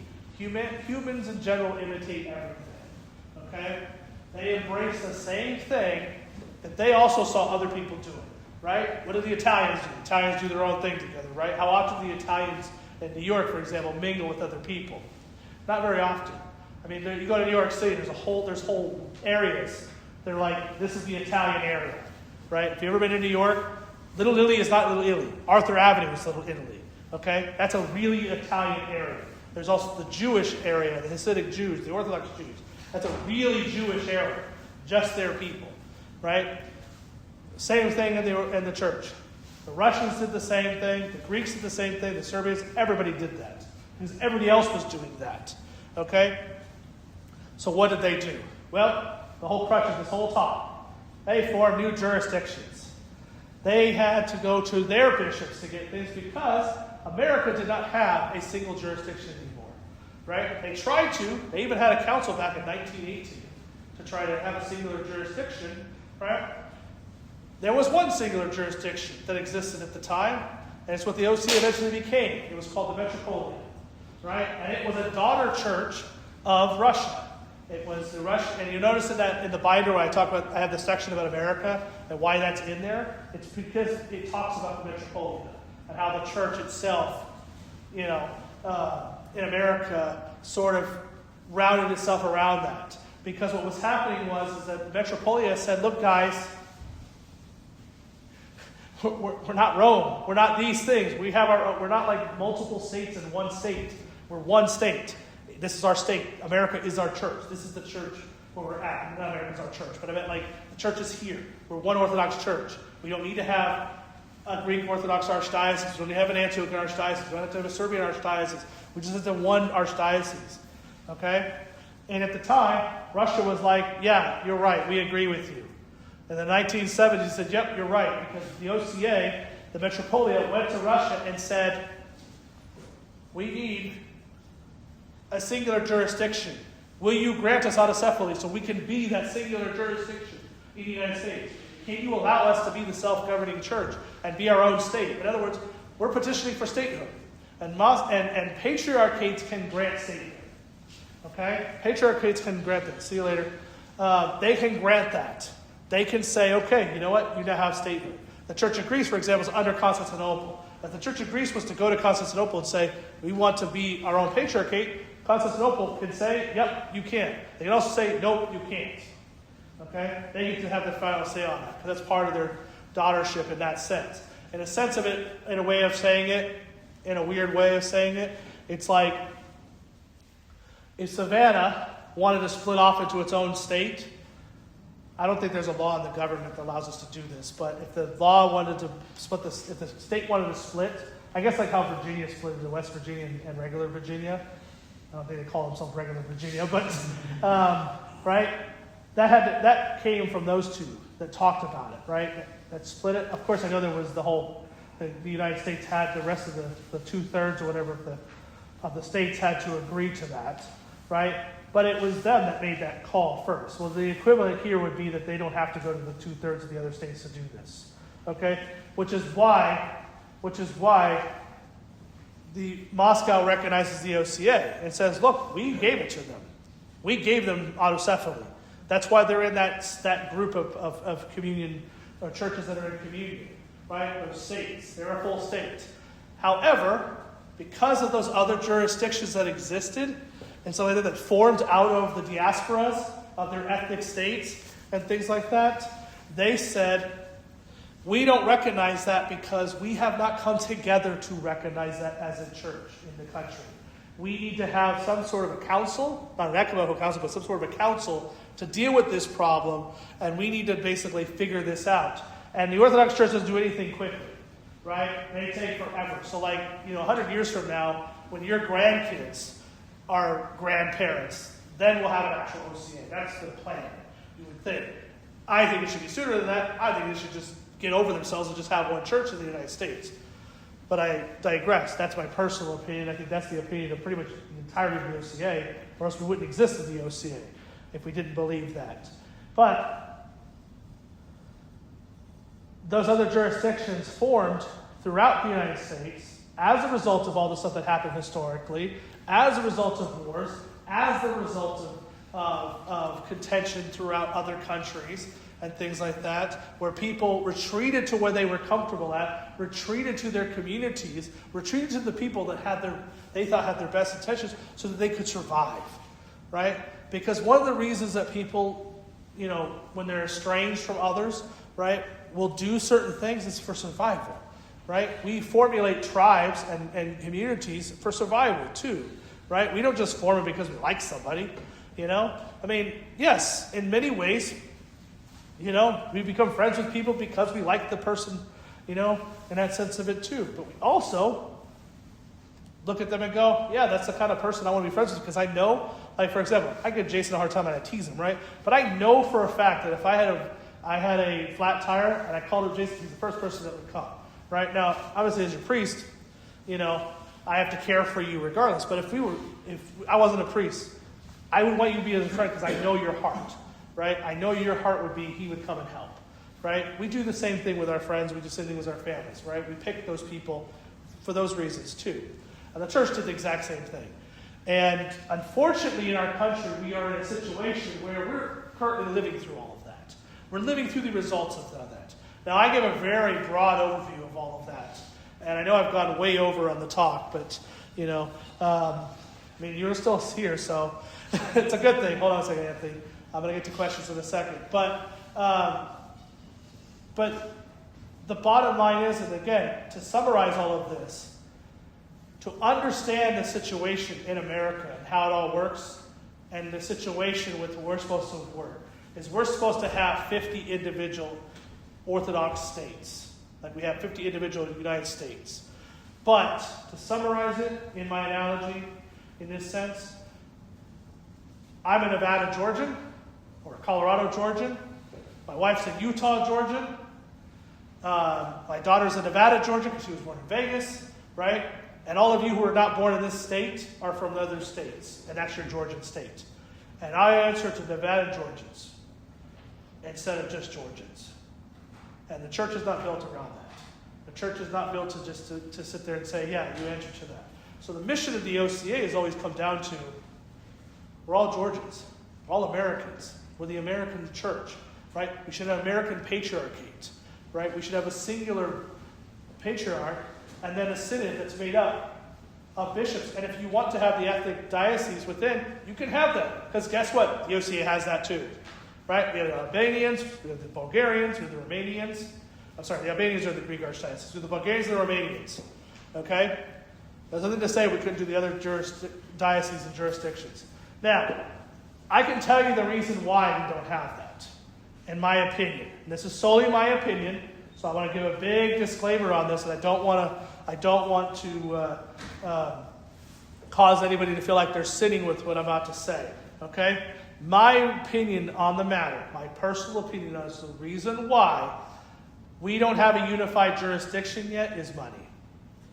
And I don't say that to make light of it or make a joke of it or anything like that.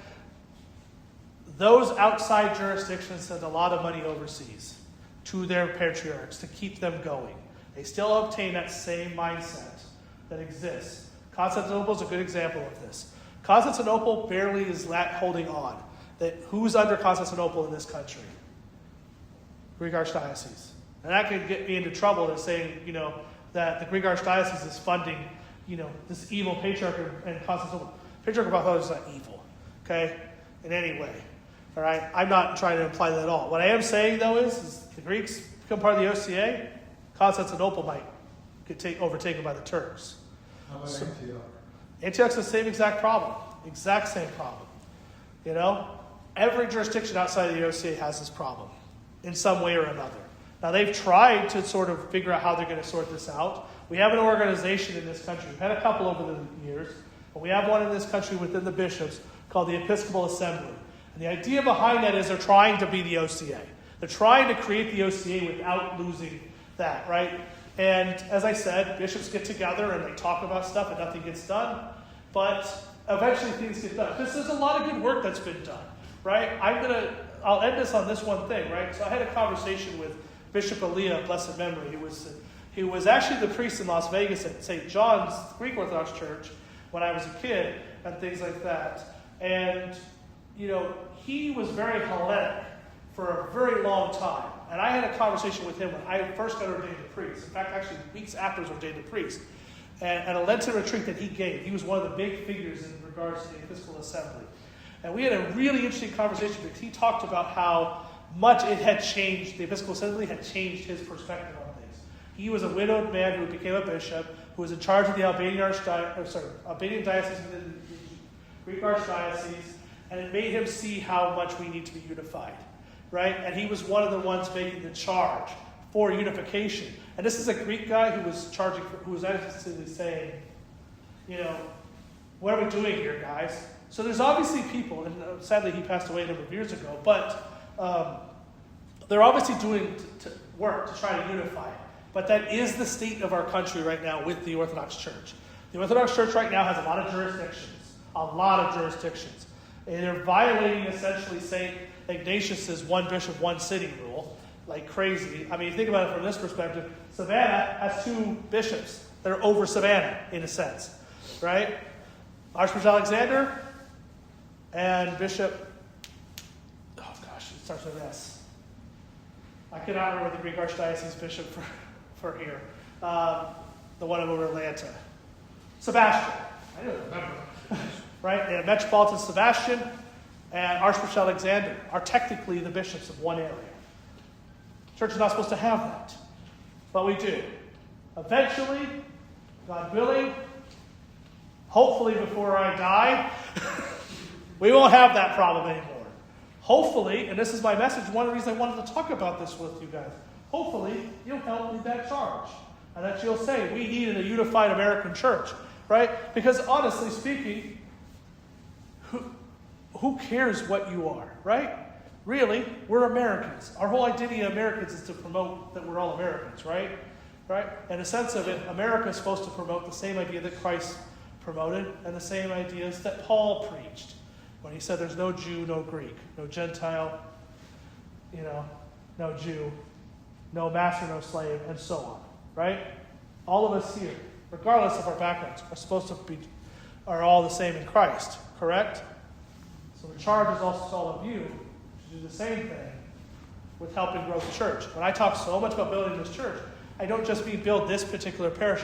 I mean build orthodoxy in America, right? Talk with the people over at St. Paul's. Be friends with the people over at St. Paul's. You go and visit family members in other places. Like Luke, you're going home in a couple of months, right? Or a couple of weeks or whatever it is, right? Yes. Like work to build up the American orthodoxy there and unify there and stuff like that. Right? That's the whole point. That's the whole idea. We should be one unified state. We're not there yet. We will be there. It's going to take everybody to do that. So, questions, comments, concerns? Oh boy. All right, Benjamin first, then Anthony.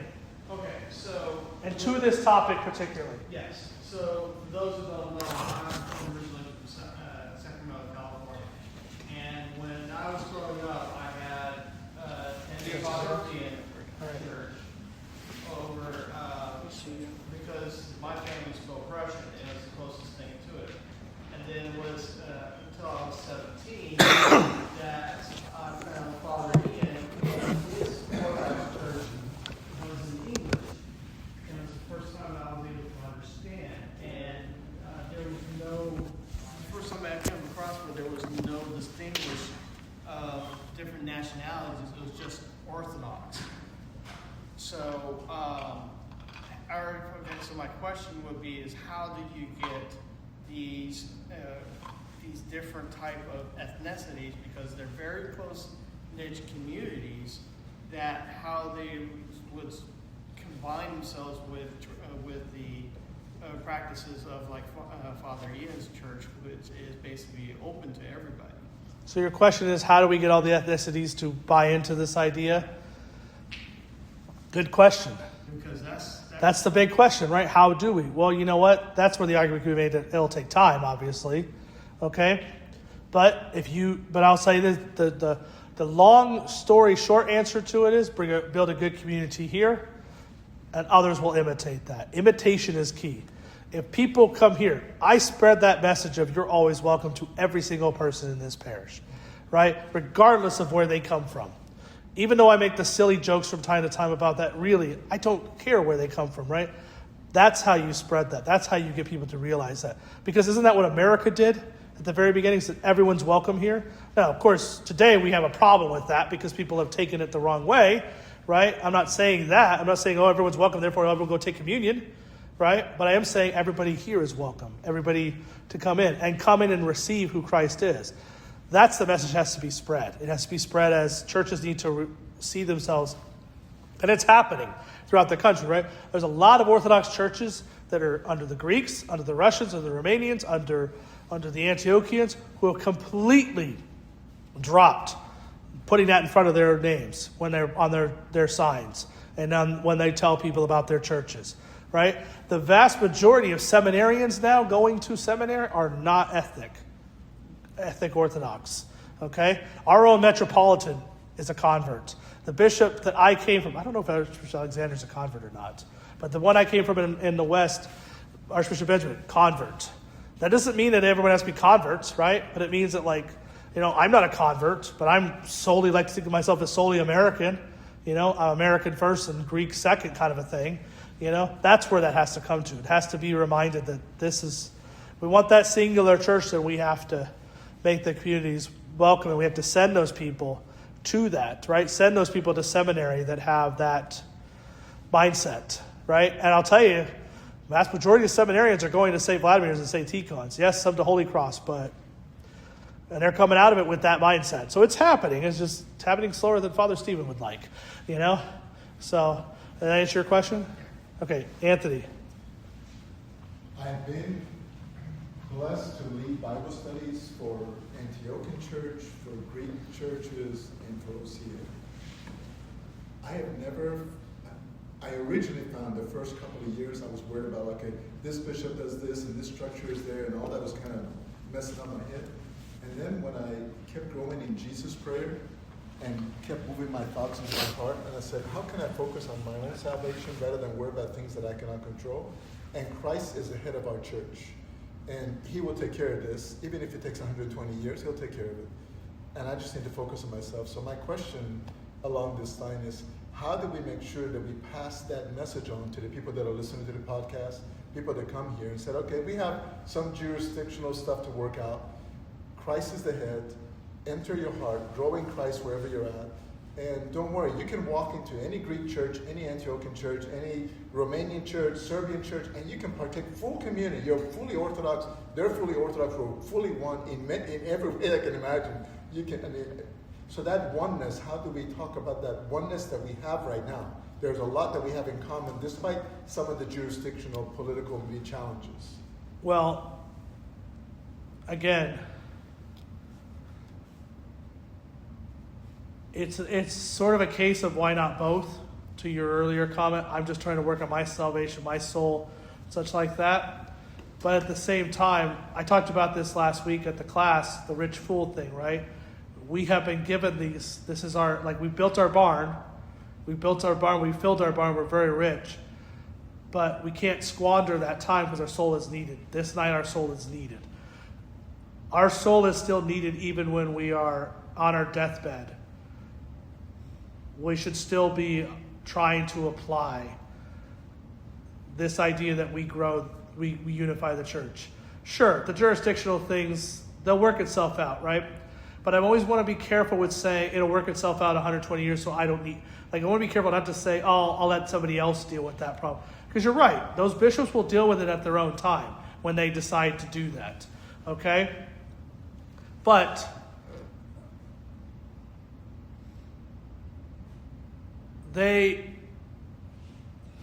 we can't have the whole, well, if they're just going to work it out, then I won't worry about it, right? Because sometimes, you have to remind them, hey, you're not doing anything, Like, think about it like our government, right?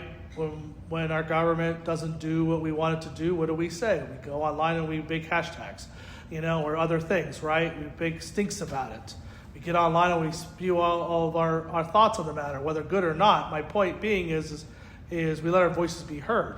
I'm not calling that we let our voices be heard. I'm not saying everybody go email the bishops and tell them to get their act together, okay? That may have come to a day when we have to do that. However, I am saying, though, is that we formulate a good community here and grow a good community here and be a shining example of what that looks like, where everybody can come in that sense. And also say, because I tell people all the time, I say, look, if you want to go, if St. Paul's is closer to you on the Sunday, go to St. Paul's, right? If you don't like me and don't want to come here anymore, I don't want anyone to like me. I want them to just come for Christ. But if they say, I'm not going to come here anymore, I'm going to go to St. Paul's because I like that church better, fine, God bless you, and things like that. As long as you're an Orthodox church, I'm happy, Never been an issue with people going to other Orthodox churches as long as they're going to church, right? But at the same time, we can't just sit back and say somebody else will do it for us. We have to, like, you help me with the studies, we do all this type of stuff, and I constantly preach this message of, we're doing all these extra things, right? Why? So that we can replace things in people's lives with good and holy things, right? As much as, sorry, Dan, to pick on you for a second, but as much as Dan loves the Georgia Bulldogs, right? I would hope and pray that if I said to Dan, hey, Dan, you're going to miss tonight's game so that you can, help with this particular, study that we're going to do or do this thing at church, I would hope and pray that Dan would say, yep, Father, whatever you need, let's do it. That's, again, I'm picking on Dan here, and I know he would do that, but I would hope that everybody would have that mindset and that we cultivate that in our community, that the church is the center of our lives. And that cultivates not just out here, but out into the world, right? That they see that, Say Seraphim of Sarah, what's his famous line? Obtain inner peace and 1,000 around you'll be saved. Yes. Well, guess what? Obtain a parish that shows the shining light of what Christ's church looks like, and 1,000 Orthodox churches will imitate that. We're imitation in that sense, That's why it's so important that we go out there and we preach, whether we preach it in a sense, but also tell people, if you live the faith, they go, that's the church I want to be part of. That's the church I want to, In other words, I want to say it like this, and I'll let my answer on this and say, there's that joke that people say, not joke, but like that sort of snarl that you hear atheists say, and it's to make the joke of it, the Jordan meme where he says, I was offended by that, I took that personally meme, is when atheists say, I would follow your church if it wasn't for your people. I take that personally, which means that we got to make our people better, because that line should never be uttered, right? That's the way I look at it as. Sure, definitely do it to yourself. Definitely make yourself, because you know what? That will lead to this, right? So I say more along the lines of, why not both?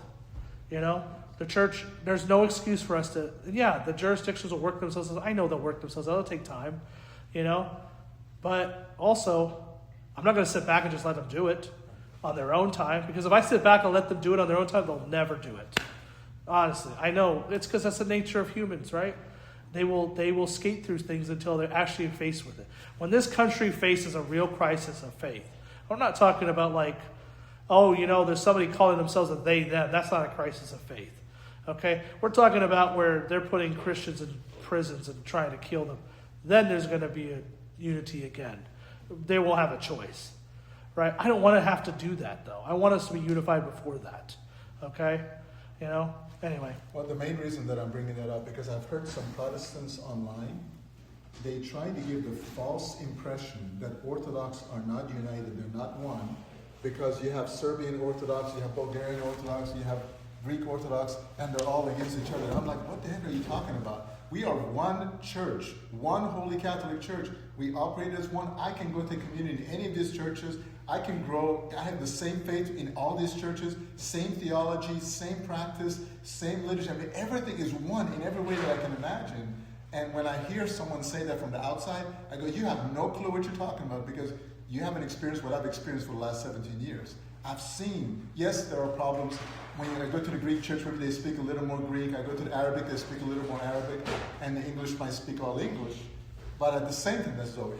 But at the same time, I've noticed that we have that oneness. And so I want to make sure that we do bring that to the theological reality and practical reality, that we are one church. Christ is our head. We have bishops, we have priests, and yet we have that oneness. And that is, in practice, there's a lot of oneness going on at the same time. It's all marketing and branding. It's all marketing. We have to market ourselves better. I agree with you. I mean, I told you. What did I say a second ago? I said, I don't care so much. Like, I get all the time, like a few weeks ago, Allison had a concert in downtown Savannah. So Ron texted me and said, sorry, Father, I won't be there this weekend, but we're going to go to St. Paul's. And I said, God bless you, go for it. Right? Some people, not them, obviously, but some people will be like, is it okay? Are you sure? And I'm like, of course it is. Not them, obviously, but there are people who do, and I knew that, right? Like Father Anthony Carver, blessed memory, used to tease me and say, like, things like, he used to joke, because some priests will get really like, oh, my people only go to my church. I used to say, you can steal as many of my people as you want, as a joke, right? Because he's like, I've got people that are out in Peyton, where you're at. They should go to your church. That's the mindset I want to have. And Father Anthony had that mindset. And I want to imitate that mindset. So I tell people that all the time. Go to the, there was that young man who came a few months ago who was in the military, stationed in Buford. I said, go to St. James. Of course you're always welcome here. But, I joked with Felix. I said, his friend, his roommate. It's your roommate, right? Yeah. I'm like, your roommate should be coming to church here. Not because I want to steal him, because we're closer. And he goes to Buford. But if he finds a home in Buford, fine. Father James shares the same mindset as I do, though, in that sense of everyone, it doesn't matter, if they came to here, right? If Felix lived in Buford but came here, he'd be happy too, kind of a thing. So now, it would be a blessing to experience. One thing that we had in Houston was during the week, we had many divine liturgies for different saints' days and so forth. And I could drive 30 minutes, 40 minutes, an hour to experience that divine liturgy. If I had time, I could just dedicate that time and go. Whether it's Greek, whether it's Antiochian, Russian, it didn't matter. I mean, you just go. And it was wonderful. And it is still wonderful. And it's still there. It happens, sorry to interrupt, but there are obviously there are cities throughout the country where that's the case. Yeah. You go all the way through the East Coast, the Northeast Coast, you can get that, right? And sure, maybe there's an argument to be said that, hey, because the country's so spread out, that's why we don't have it everywhere. But to me, then the problem is just build more churches. Then you have that problem solved. Why don't we have 5,000 churches in this country when we have 300, 400, 500,000? Why don't we have more than that? Well, one reason is we asked the question at the beginning is those 12 priests have not come out of this church yet, or the 72 priests, however the number is, or 67 priests. I don't know what that means, honestly. You don't want to. Okay. So that will help. Of course. And so that organic experience. Now, I will say personally, going to bringing visitors into the Greek church, bringing visitors into the Antiochian, we were able to help some of them make that journey into the church, but the language barrier would block many of them from coming back. And they would go visit a parish that was all English, and they would travel, literally, we were like around the corner from this person. That person would travel 45 minutes to go to somewhere that was all English. And we tried so hard to make our liturgy all English. And then the folks that were comfortable with Arabic, they'd be like, no, we need to have Arabic, this is Arabic church. And we would have that, and the priest would be like, okay, I just gotta, live with what I've got right now. And that was a challenge. So coming to an OCA church where everything is in English is easier, and it's easier to grow, and it's easier to bring people, they understand everything, they can follow everything. And the funny part is, just a side story, I visit one of the first Greek churches I visited, that one of the board members comes over, and I'm just visiting the first time, he goes, I'm so sorry that a lot of the church is in Greek. We're losing all our young people because it's in Greek. They don't understand what's going on. I'm so sorry, I apologize. I'm like, I'm just visiting your church. But that was his first thing. He was like, I'm so sorry we have so much Greek here, which was interesting. Yeah. I mean, you're asking a question or making a comment, a very good comment, a very good comment that gets brought up. It's a comment that Bishop Elia and I talked about, which was how do we solve that problem, he basically said it's going to come from the top down, right? He was just saying, well, it's going to come from the bishops. The bishops have to get on board with it, and that was what he was working on trying to do. I mean, I would agree with him in that sense. I would say, though, that doesn't mean the people just wait, right? And I think the answer, again, comes back to my earlier comment, which is cultivate a good community and others will imitate, right? When those Arab churches, and my mom and I have talked about this too, with her being, Greek, but she was born and raised in Lebanon, and I was baptized in the Antiochian church. So I'm quite familiar with all the different jurisdictions in that sense, right? And even Benjamin said this with his church growing up, right? Coming from that. When they see other churches doing things, they're going to imitate those things because it's sort of like a good competition. Like good competition's good, or competition's good for the best. Like it's sort of the capitalist model of competition's good because it causes you to innovate, right? In the sense of it. I said, well, if we grow like crazy, that's going to force St. Paul's to do the same thing because they're going to see us and see all their young people coming over here and all the Greeks going where our church is dying and our food festival isn't going to survive any longer if people are leaving, right? So we have to start doing what they're doing.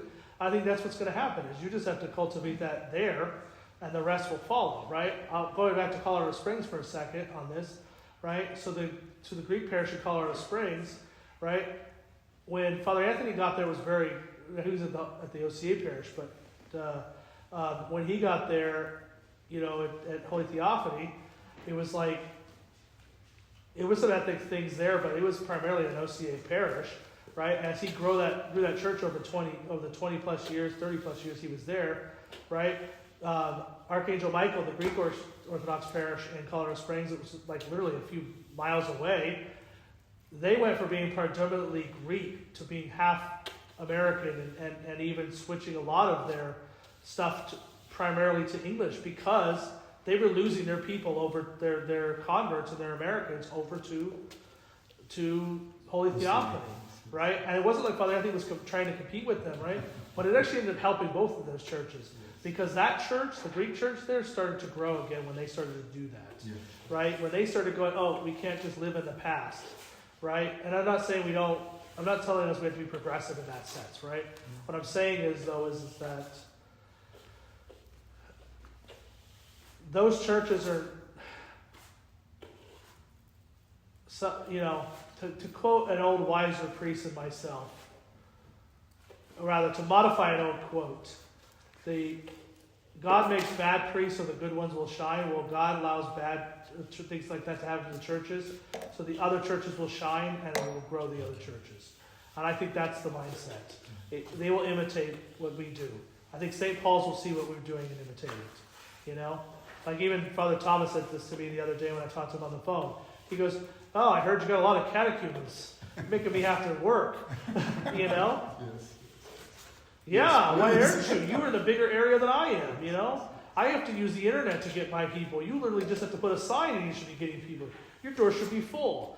You get all those college kids. Why aren't they walking in your church, and stuff like that. Why do I brand us as Savannah Orthodox Church on our website? Because if I call this Lincoln Orthodox Church, nobody's going to come. You know, I know how search engines work. Okay, I'm very good at that. I know how that works. If you go and put on there, I have landing pages specifically to ethnic groups so that they understand. And you know what? I even put on the Greek one. Go to the St. Paul's. If you need a Greek parish, go there. If you're welcome here, you're welcome at both, as long as you go to church. Literally, the Greek page is the only one of those landing pages that does that. It tells them to go to that church. The other ones, they come to me. You know. Are there any questions for him while he's here? We have Father teaching on a Sunday. Are there questions about this area that he's talking about? Have you seen something that I has think troubled Jesse your had a heart? question he wanted to ask. Not Jesse, Evan. Oh, I keep wanting to call you Jesse. I don't know why. Evan had a question. People have called me Luke, Jesse, all this kind of stuff. I think I was going to add something like when you were talking about how Protestants talk about, there's a lack of unity because of the different ethnic churches, right? Stuff like that. I was also saying, a lot of Catholics use that as an argument for the papacy, like as like a unifying, principle and all that kind of stuff, right? But again, I think, like you said, it's a kind of, it might look kind of scattered now, but like when you're really into it, you see the unity. And you see how the church is self-organizing itself, being led by Christ, ultimately. Well, to your point, not to turn this into an Orthodox versus Catholic argument. And I'm not trying to do that. No, I know, but to your point, right?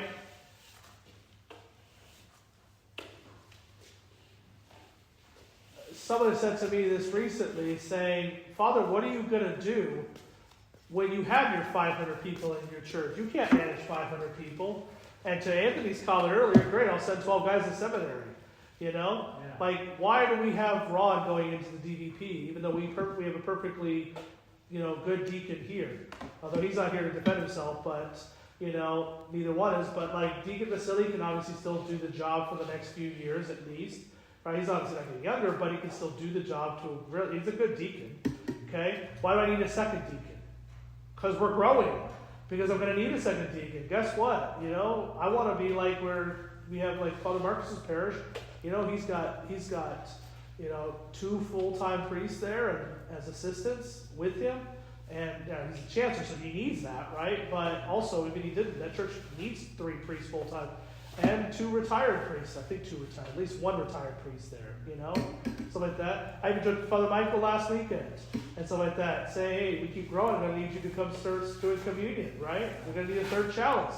Well, guess what? You know how you solve that problem? We'll get more priests. That's what, when Catholics say, well, we need to set, I'm like, because you can't manage all those people. Well, what you can do is you can make more people within that, Like, if the Catholics want to solve their problems, then they just make like 5,000 bishops, because they have more than enough, clergy to make bishops. They have more than enough where they can do that, But then, here's the thing about it is, right? And this is the problem the Antiochians and the Greeks have, right? They answer to 4 bishops, right? They've had really good bishops who have understood the situation in this country, right? But then they have ones who just don't have a clue what's going on over here, right? Because it is so ethnically different there than it is here, right? They have to react to that. What did the Catholics do to react to that? They made an American Pope. That's how they reacted to that. You think they wanted an American Pope to make Trump happy or any other president happy? No. No, they understand the situation. Not only do they understand the situation, they said, hey, here's a guy who's from a country that's the central country of the planet, right? Everything is imitated from America. The other countries of this planet might sit there and say, oh yeah, we are this thing, we do these things, and you guys are wrong about all this kind of stuff. But you want to know something? I can go to any country on this planet and guess what language that those people will speak to me. They'll speak their own language, but they all know English too. They know English because of our country, right? We are the powerhouse of the world. We are and none of us have to be rah-rah America, okay? That's not the case at all, right? But, the Catholics understand that they can't survive. That's like when I showed you that thing yesterday with the AI thing with them, right? You think they're posting that because they think, oh yeah, they understand the situation, right? Are they reacting to it the right way? Well, that's a conversation for another time, maybe, right? But at the bottom line of it is, right, the whole reason it failed to begin with the Catholic Church and the Orthodox Church, and the schism occurred, was because the Catholic Church tried to embrace an ideology that just cannot work, right? We are too many people with too vast a diversity when it comes to our understanding of the world, and we're too spread out that even with all the connections of today, right, and you could make the argument we're so connected today, right, that maybe that's not an argument to be made anymore. That's not true, right? Because we still have to. So until I can teleport to your house like that, we're still distant, okay? And the other thing about it is even if I can call you, I'm never fully getting a full conversation with you, right? We're having more of a face-to-face engagement than I will ever have with the internet. It's like what I told you about the internet, right? The internet, you can sit there and have a debate with somebody, but a full-blown one-on-one conversation with them will do wonders, right? Because at the human level, we connect on that. It cannot be managed by one singular person. That's the whole thing. The only one who can singularly manage it is Jesus Christ. Yeah. Okay? Josh is not here because he's working at the fire station this weekend, said to me after he got baptized, he said, I finally get it when it comes to the whole idea of who Jesus is. I said, what do you mean? He goes, I get how powerful he actually is, because I couldn't do what he does. I couldn't do, I could not put myself on that cross, allow myself to be hung, because he was listening to something on YouTube they were talking about the heresy, I can't remember the one, but did Christ really suffer, which heresy that was, right? And the reason is because is it Doetism, I think is the heresy, Anthony? Or did Christ really suffer on the cross? Because basically, the thing about it like this, right? Here's a sports analogy for you, Dan, for me. Okay? If I said to you, you're going to win the Stanley Cup this year, and I can go in the future and tell you you're going to win the Stanley Cup, your team's going to win the Stanley Cup, right? Like, are you going to be stressed out the rest of the season? If I said Georgia was going to win the national championship, would you stress the rest of the season? Would you be? Like I know for 100% fact they're going to win it. You're cool, right? That's the argument that they make, right? Did Jesus really suffer on the cross because he's God? Like, what? It's 5 hours of an uncomfortable afternoon? Easy peasy. It sounds easy, right? It sounds easy. 5 hours on the cross, 6 hours, 2 days, 3 days, whatever the time, right? For an eternity, like really, I know it wasn't that. Like one of my professors in seminary, Dr. Peter Boutin, used to say that God could destroy the world and recreate it in 25 times in this conversation, and you wouldn't even know it because you can't, because it's so powerful, right? Yeah. So you mean to tell me that God couldn't just endure that and be good with it, right? But that's not how he operates, right? He doesn't. He really did suffer on that cross. Yeah. He really did put himself through that. He took everything about every part of creation and said, it needs to be fixed, and I'm going to do something that's nobody wants to do. Because honestly speaking, even those who say, yeah, I have no problem with dying, even those who commit suicide, nobody actually ever really wants to die, right? We don't want to die. I think the interesting thing, not to cut No, you you're off, good. The interesting thing about suicide, and I don't want to get too deep because it's a rough subject, but the interesting thing about it is, in many ways, it's somebody trying to seek some kind of relief, some kind of life away from the pain, right? But it's weird in that it's still taking your own life. Yeah. It's almost like you're looking for a life without all the. You want an easy way out. Easy way out, right? You don't want to face your problems head on. Yeah. Where Jesus said, I'm going to face my problems head on. Yeah. And Josh was saying, I finally get it. Because Jesus was willing to do something that nobody else could ever do. Yeah. Right? And that's what I'm saying. Only one man is capable of doing that. Can actually face the problem head on. Right? Because here's the thing about it, right? Our faith still requires us to say, we have to trust. Right? Where God doesn't have to trust because he already knows he's God. Yeah. He doesn't have to trust that he's God. He knows he's God. Right? We have to trust, even to our dying breath. See guys, you can put every single miracle in front of the person. Literally, Jesus standing there going, "I'm real. See, I'm real," and there's still a 0.00000000001% chance that you doubt it. Yeah. Right? There's always a little bit of doubt. That's why there's not like St. Thomas, for example, doubting is a good thing because it reminds us that, hey, I am the prize. You're going to fall, but hey, I am the prize. So anyway. But you also see God's wisdom in the way that he set up his church, the Orthodox Church. Because on the one hand, you have the Roman Catholics that would say, no, maybe we need to have this structure where we have a supreme pope and overrides everybody else. And guess what? Look at all the heresies they've had since then, for 1,000 years. How many more heresies do they have to add? How many more transvestites do they have to open up their doors to? They have special rooms in the Vatican. Or do processions with rainbow crosses. Pedophiles they have to have as priests in it for the last 100 years. I mean, just all the problems that they've had, from practical speaking, horrible evil that's gone on inside the church, and also the theological changes that they've had in their structure. On the other hand, the Protestant structure has also had, and look at all the heresies that Protestantism has had for just in 400 years. So one or the other doesn't work, but the way God has set up his church in the Orthodox Church continues to work and protects us best. So yes. So I want to make a comment here with regards to that, very clear comment about that. Because of course we have those same problems in the church, right? We've had heretics in our church, in Orthodoxy, right? I mean, how many councils did we have to have? We had 7 ecumenical councils, right? And how many of those did Rome participate in? They sent delegates. The Pope was on a single council, right? We've had to deal with heresies throughout the years. We've had to deal with heretic pope. We had to deal with right. We've had to deal with lots of different people, right? The difference, and we have problems in our churches too with all those issues, right? We have bad priests. Okay, we have For those online, he raised his hand. Yeah, I'm the first among sinners. I'm the greatest among sinners.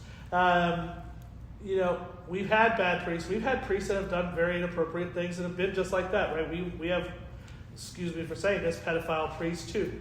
Okay, I'm not raising my hand for that one because I'm definitely not that. Okay, but we've had that too, right? But here's the thing. I think you and I talked about this a while back. So I'm going to repeat it just for the sake of the recording and for those who haven't heard it before, right?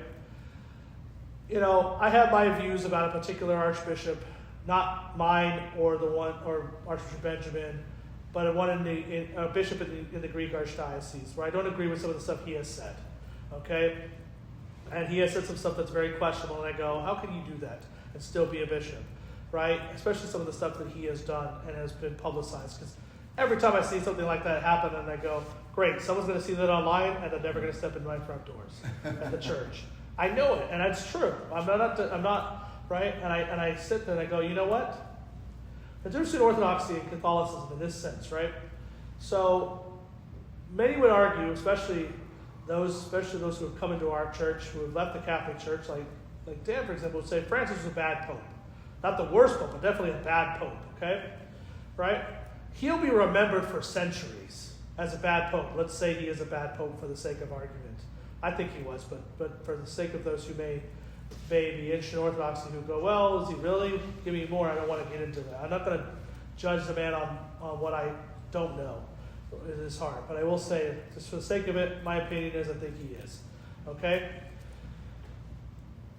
This other bishop that I said I have issues with, and again, I shouldn't be saying I have issues with the bishop, but it's more along the lines of the actions of what he does that hurts the growth of the church that I have a problem with. Very unorthodox. Right? In 100 years, how many people are going to know his name? Unless they make him a saint, which maybe he becomes a saint and I'm an idiot. Maybe I should have just looked at him as an example. Maybe he was all right. Who knows? God, please change my heart if that's the case. But the Orthodox Church can survive 100 bad bishops. The Catholic Church cannot survive even one. That's the difference, right? You look at guys like, what's his name, James Martin or whatever it is, the guy who pushes all the gay stuff in the Catholic Church, right? The Catholic Church is not going to survive that if they allow him to keep doing what he's doing, okay? Because what he's doing is impacting their church for the next 100, 200, 300 years, right? If I went around on the pulpit and started preaching that you all better become Vegas Golden Knight and Vikings fans, okay, or else, right? Good for me. Like that might hurt this parish, and the parish might die in the sense of people stop coming, right? But Orthodoxy is not going to go away because I was saying dumb things, right? It won't go away. Whereas, I joked again. I said, right, I think I said this to Dan too, actually. I think I said this to you. I know I said it to you, which was, I hope, like when the Anglicans announced their new female archbishop of the Church of England, I said, please keep doing that stuff. You know, do the crazy stuff because it's good for us, right? Like, you know, do that kind of stuff. It's good for us, right? You know, because those people will go away, but once they become Orthodox, then we can fix them, right? Why do I always say, oh, you're not Orthodox? I'll fix that. It's a joke, but it's really serious, right? You want them to come in, right? You know, you want, like, you know, you and I have talked about this. We've gone back and forth on this in good and productive ways, right? You know, this idea that we, you know, we can do all this kind of stuff, and what stuff will hit, some won't, right? Things like that. But our issues, any issues that we ever have as a parish, will work itself out over time, just like this issue with the church, with the jurisdictions, will work itself out over time, right? What they're doing in particular will not work itself over time, because it's one man who can literally tomorrow come up with a decree. You know, I always say to people when they go, especially my in-laws, drives them nuts. I say, you know, there's no difference between the Pope and the Mormon president. There's no difference. He can literally go into a room and come out and say, yep, new belief, you know, as the tides turn. And what has the Pope done throughout history? Tides have turned, cultures turned, let's do what they did. Imitation, let's do what they did. So anyway, I think we're good. I think we're done. Any other questions? I have a question. Can we do it after the recording, and I'll just so we can pray and let people leave? All right, let's pray.